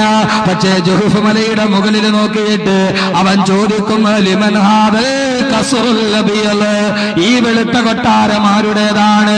ദജ്ജാലിന്റെ ചോദ്യത്തിന് ആരും മറുപടി പറയില്ല. അവസാനം ദജ്ജാൽ തന്നെ മറുപടി പറയുമത്രേ, എനിക്കറിയാം, ഇത് മുഹമ്മദിന്റെ കൊട്ടാരമാണ് സല്ലല്ലാഹു അലൈഹി വസല്ലം. അല്ലാഹുവിന്റെ തിരുദൂതരെ, അല്ലാഹുവിന്റെ തിരുദൂതരെ, അങ്ങേക്കായിരം ആയിരം സലാം നബിയേ, സലാം നബിയേ, സലാം നബിയേ. ആരറിഞ്ഞു അല്ലാഹുവിന്റെ റസൂൽ അന്ന് മസ്ജിദുൻ നബവിയെ കുറിച്ച് പറഞ്ഞത് ഖസ്ർ കൊട്ടാരമെന്നാണ്. ഇന്ന് നിങ്ങൾ ചെന്ന് നോക്കുക, യഥാർത്ഥത്തിൽ അതൊരു വെള്ളക്കൊട്ടാരമാണ്, വെള്ളക്കൊട്ടാരമാണ്. ലോകത്തിന്റെ രാജകുമാരന്റെ ഉറക്കറയാണ്. സൗദി ഗവൺമെന്റിനെ അല്ലാഹു അനുഗ്രഹിക്കട്ടെ. ഈ ഒരൊറ്റ കാര്യത്തിന്റെ പേര് ദജ്ജാൽ വന്ന് നോക്കുമ്പോ ഒരു വെള്ളക്കൊട്ടാരം പോലെ പരന്നു കിടക്കുന്ന മസ്ജിദുൻ നബവി. അല്ലാഹുവിന്റെ റസൂല് പറഞ്ഞു, ദജ്ജാലിന്റെ പാദം പതിക്കാത്ത ഒരേ ഒരു കെട്ടണമേടാ, അതെന്റെ മദീനയാണ്, മറ്റൊന്നെന്റെ മക്കയാണെന്ന് നബി മുഹമ്മദ് മുസ്തഫ. അസർ നമസ്കാരം കഴിഞ്ഞിട്ട് ഇമാം മഹ്ദി അലൈഹിസ്സലാത്തു വസ്സലാം ഈസാ നബിയോട് പറയും, ഈസാ നബിയേ, ഈസാ നബിയേ, ദജ്ജാൽ പുറപ്പെട്ടിരിക്കുന്നു, ഇസ്ലാമിക സമൂഹം ഭീതിയിലാണ് ഈസാ നബിയേ. ഈസാ നബി കയ്യിൽ കുന്തമെടുക്കും, എന്നിട്ടൊരു വെളുത്ത കുതിരയുടെ മുകളിലോട്ട് പാഞ്ഞു കയറുമ്പോ ദജ്ജാലിനെ കൊല്ലാൻ ഈസാ നബി അലൈഹിസ്സലാത്തു വസ്സലാം കുതിരപ്പുറത്ത് കുന്തവുമായി പായുന്നു. ദജ്ജാൽ വിവരമറിയുന്നു, തന്നെ വധിക്കാൻ ഈസാ നബി ദിമഷ്കിലെ പള്ളിയുടെ വെളുത്ത മിനാരത്തിൽ ഇറങ്ങിയെന്നറിയുമോ? അതേവരെ അമാനുഷിക ശക്തികൾ കാണിച്ച ദജ്ജാൽ പിന്തിരിഞ്ഞോടാൻ തുടങ്ങും. ഈസാ നബി കുതിരപ്പുറത്ത് കുന്തവുമായി പോയും, മുസ്ലിമേ, കോരിത്തരിക്കട്ടെ നിന്റെ ശരീരം, ഇതല്ലാന്റെ റസൂൽ നിനക്ക് പറഞ്ഞു തന്നതാണ്. കുതിരപ്പുറത്ത് കുന്തവുമായി പായുന്ന ഈസാ നബി അലൈഹിസ്സലാത്തിന്റെ വരവ് കണ്ട് ദജ്ജാൽ ഓടാൻ തുടങ്ങും. ദജ്ജാലിന്റെ പുറകെയുള്ള ജൂതന്മാർ ഓടാൻ തുടങ്ങും. അവസാനം ഇസ്രയേലിലെ എയർപോർട്ടിന്റെ മുമ്പിൽ വെച്ച് ഈസാ നബി അലൈഹിസ്സലാത്തു വസ്സലാം ദജ്ജാലിനെ കണ്ടുമുട്ടും. ഇസ്രയേലിലെ ഇന്നത്തെ ലോക ജൂറായിസത്തിന്റെ തലസ്ഥാനത്തിന്റെ നടുവില് ആരാണോ ഈസാ നബിയെ കൊന്നെന്ന് വീരവാദം മുടക്കിയത്, അവന്റെ നെഞ്ചകത്ത് കയറി നിന്നിട്ട് ഈസാ നബി അലൈഹിസ്സലാത്തു വസ്സലാം ദജ്ജാലിനെ കുത്തിമലർത്തും. ഈസാ നബി ദജ്ജാലിനെ കുത്തിമലർത്തും. എന്റെ സഹോദരങ്ങളെ, 1000 വട്ടം ഞങ്ങൾ ഈസയെ കൊന്നെന്ന് പറഞ്ഞ ദുരായുസത്തിന്റെ അവന്റെ മുമ്പിൽ ചെന്നിട്ട് പറയും, എന്നെ നിങ്ങൾ കൊന്നിട്ടില്ലടാ, നിങ്ങൾക്ക് എന്നെ കൊല്ലാൻ കഴിയില്ലടാ എന്ന് പറഞ്ഞ് മുറ്റത്ത് നിന്ന് വെല്ലുവിളിക്കുന്ന വീരയോദ്ധാവിന്റെ ശൈലിയോട് ഈസാ നബി ഇസ്രയേലിന്റെ എയർപോർട്ടിന്റെ മുമ്പിൽ വെച്ച് ദജ്ജാലിനെ കുത്തിമലർത്തിക്കളയുമെന്ന് അല്ലാഹുവിന്റെ റസൂൽ നബി മുഹമ്മദ് റസൂലുള്ളാഹ്. ലോകത്തിലെ ഏറ്റവും വലിയ ഫിത്ന അവസാനിക്കുകയാണ്. ഈസാ നബി അലൈഹിസ്സലാത്തു വസ്സലാം ആ സമയത്ത് ഇമാം മഹ്ദി മരണപ്പെടുന്നു. ഇമാം മഹ്ദിയുടെ മയ്യത്ത് മുസ്ലിമീങ്ങൾ നമസ്കരിക്കുന്നു. ഇമാം മഹ്ദിയുടെ മയ്യത്തടക്കുന്നു. ഈസാ നബി അലൈഹിസ്സലാത്തു വസ്സലാം, ഈസാ നബി അലൈഹിസ്സലാത്തു വസ്സലാം ഇസ്ലാമിക ഭരണത്തിന്റെ സാരഥ്യം ഏറ്റെടുക്കും. ഈസാ നബി വിവാഹം കഴിക്കും. ഈ ദജ്ജാലിനെ കൊന്നാലുടനെ ഈസാ നബി പറയും, പന്നികളെ മുഴുവനും കൊന്നൊടുക്കുക, കുരിശുകൾ തകർത്തു മാറ്റുക. ഈസാ നബി പന്നിമാംസം ഹലാലാണെന്ന് പറഞ്ഞവരോട് ഈസാ നബി പന്നികളെ കൊന്നൊടുക്കാൻ ഓർഡറിടും. സഹോദരങ്ങളെ, ഏതാണ്ട് 40 വർഷം ഈസാ നബി ഭൂമി ഭരിക്കും. അങ്ങനെ ഭരിച്ചുകൊണ്ടിരിക്കുമ്പോഴാണ് ഇസ്ലാമിക ലോകത്തിന്റെ യോഗാവസാനത്തിന് തൊട്ടു മുമ്പുള്ള അടുത്ത അടയാളം പ്രത്യക്ഷപ്പെടുക. ആ പ്രത്യക്ഷപ്പെടുന്ന അടയാളം ഏതെന്നറിയുമോ? യഅ്ജൂജ് യഅ്ജൂജും മഅ്ജൂജും ഒരു സാങ്കല്പിക കഥയല്ല, അല്ലാഹുവിന്റെ ഖുർആൻ പറഞ്ഞ കഥയാണിത്. ഹത്താ ഇദാ ഫുതിഹത് യഅ്ജൂജ വമഅ്ജൂജ വഹും മിൻ കുല്ലി ഹദബിൻ യൻസിലൂൻ. അല്ലാഹുവിന്റെ ഖുർആൻ ചോദിച്ചു, ഹത്താ ഇദാ ഫുതിഹത് യഅ്ജൂജ വമഅ്ജൂജ, യഅ്ജൂജിനെയും മഅ്ജൂജിനെയും തുറന്നു വിടുമ്പോ വഹും മിൻ കുല്ലി ഹദബിൻ യൻസിലൂൻ, അവര് താഴ്വരയിലൂടെ നിറഞ്ഞു നടക്കുമ്പോ ആ സമയത്ത് നിങ്ങളുടെ അവസ്ഥ എന്താണെന്ന് വിശുദ്ധ ഖുർആൻ അള്ളാഹുവിന്റെ ഖുർആൻ ചോദിച്ചു യഅ്ജൂജ് മഅ്ജൂജ്. ഈസാ നബി അലൈഹി സ്വലാത്തു വസ്സലാമിന്റെ കാലത്തിലാണ്.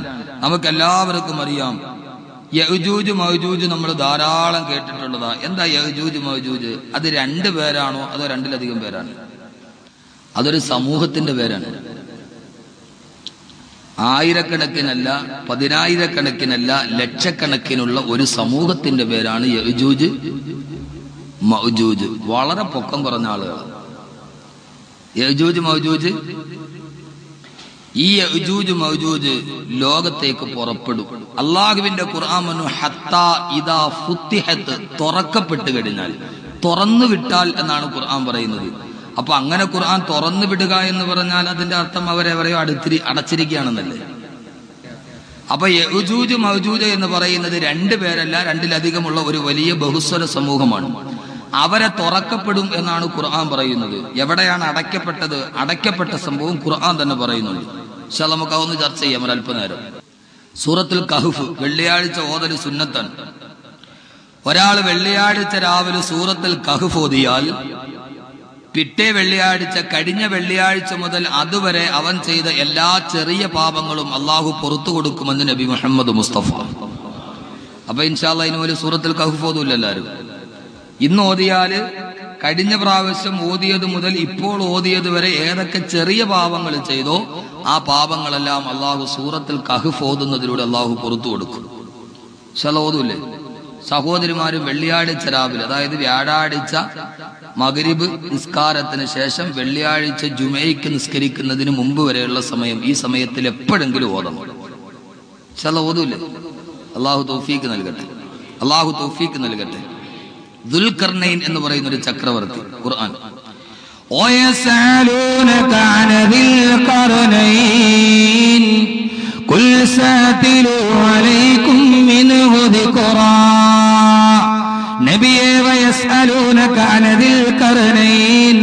ദുൽഖർനൈൻ ചക്രവർത്തിയെ കുറിച്ച് അങ്ങയോട് ചോദിക്കപ്പെട്ടാൽ പറഞ്ഞു കൊടുക്ക് നബിയെ. ചുരുക്കി പറയാം, ആരാ ദുൽഖർനൈൻ ചക്രവർത്തി? ലോകം മുഴുവനും അടക്കി ഭരിച്ച ചക്രവർത്തിയാണ് ദുൽഖർനൈൻ ചക്രവർത്തി. അദ്ദേഹം ഒരു ദിവസം യൂറോപ്പിലേക്ക് സഞ്ചരിച്ചു കൊണ്ടുപോകുമ്പോ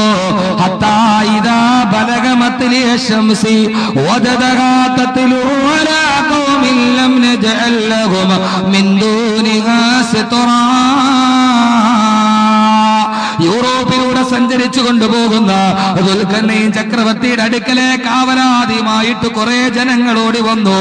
അവര് വന്നിട്ട് പറഞ്ഞു ദുൽഖർനൈൻ ചക്രവർത്തിയോട്, അള്ളാഹുവിന്റെ ഖുർആൻ തന്നെ പറയുന്നത് കേൾക്കുക. ഖാലൂ യാ ദുൽഖർനൈൻ ഇന്ന യഅ്ജൂജ വമഅ്ജൂജ മുഫ്സിദൂന ഫിൽ അർദ് ഫഹൽ നജഅലു ലക ഖറജൻ അലാ അൻ തജഅല ബൈനനാ വബൈനഹും സദ്ദാ.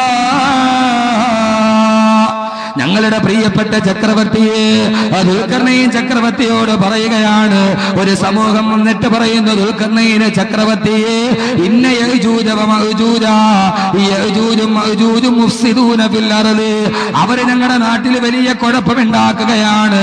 അവര് ഞങ്ങളുടെ വയലുകൾ നശിപ്പിക്കുകയാണ്, ഞങ്ങളുടെ വിളകൾ തിന്നൊടുക്കുകയാണ്. യഅ്ജൂജ് മഅ്ജൂജിന്റെ പരാക്രമം കൊണ്ട് ഞങ്ങൾ പൊറുതിമുട്ടിയിരിക്കുകയാണ്. അതുകൊണ്ട് ദുൽഖർനൈൻ ചക്രവർത്തിയെ, ആ യഅ്ജൂജ് മഅ്ജൂജിനെ ഒന്ന് തടയിടാൻ നിങ്ങൾ ഞങ്ങളെ സഹായിക്കുമോ? ആ യഅ്ജൂജിന്റെ പരാക്രമത്തിൽ നിന്ന് നിങ്ങളൊന്ന് രക്ഷിക്കുമോ ദുൽഖർനൈൻ ചക്രവർത്തിയെ? ബഹുമാനപ്പെട്ട ദുൽഖർനൈൻ ചക്രവർത്തി പറഞ്ഞു, ഞാനൊരു ഉപായം പറഞ്ഞു തരാം. ആ ഭാഗത്ത് നിന്നാണ് യഅ്ജൂജ് മഅ്ജൂജിന്റെ സമൂഹം വരുന്നതെങ്കിൽ ആലാന തജഅല ബൈനനാ വബൈനഹും സദ്ദാ, യഅ്ജൂജ് മഅ്ജൂജിന്റെയും ഞങ്ങളുടെയും ഇടയിൽ അവരെ കടന്നു വരാതിരിക്കാൻ സദ്ദാ, ഒരു മതിൽ ഞങ്ങൾക്ക് കെട്ടിത്തരുമോ? ദുൽഖർനൈൻ ചക്രവർത്തിയോട് അവര് പറഞ്ഞത് എന്താ?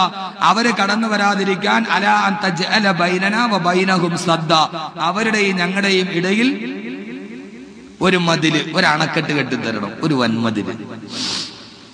അങ്ങനെ ദുൽഖർനൈൻ ചക്രവർത്തി പറഞ്ഞു, ശരി, ഒരു മതില് കെട്ടിത്തരാം, ഒരു മതില് കെട്ടിത്തരാം. യഅ്ജൂജും മഅ്ജൂജും വരുന്നത് ഏതായാലും യൂറോപ്പിൽ നിന്നാണ്. എന്താ യൂറോപ്പ്? യൂറോപ്പിനെ കുറിച്ച് ഖുർആൻ പറഞ്ഞെന്താ? യൂറോപ്പിനെ കുറിച്ച് ഖുർആൻ പറഞ്ഞെന്താ? ലാ യകാദൂന യഫ്ഖഹൂന ഖൗലാ. ലാ യകാദൂന യഫ്ഖഹൂന ഖൗലാ.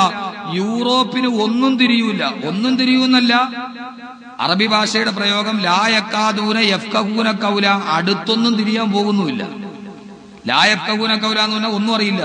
ലാ യകാദൂന യഫ്ഖഹൂന ഖൗലാ എന്ന് പറഞ്ഞാൽ ഒന്നും അടുത്തൊന്നും തിരിയാത്ത സമൂഹമായി യൂറോപ്പ്. ഒന്നും അറിയാതിരുന്ന യൂറോപ്പിനെ പഠിപ്പിച്ചത് ഇസ്ലാമാണ്. ഇസ്ലാമിന്റെ യൂപ്പട്ടീസ് നദിയുടെ തീരത്തൂടി ഞണ്ടും പെറുക്കി നടന്ന യൂറോപ്യന്മാരെ വിജ്ഞാനത്തിന്റെ ശാഖയിലോട്ട് കൊണ്ടുവന്നത് ഇസ്ലാമിന്റെ യൂണിവേഴ്സിറ്റികളാണ്. അള്ളാഹു മനസ്സിലാക്കാൻ തൗഫീക്ക് നൽകട്ടെ.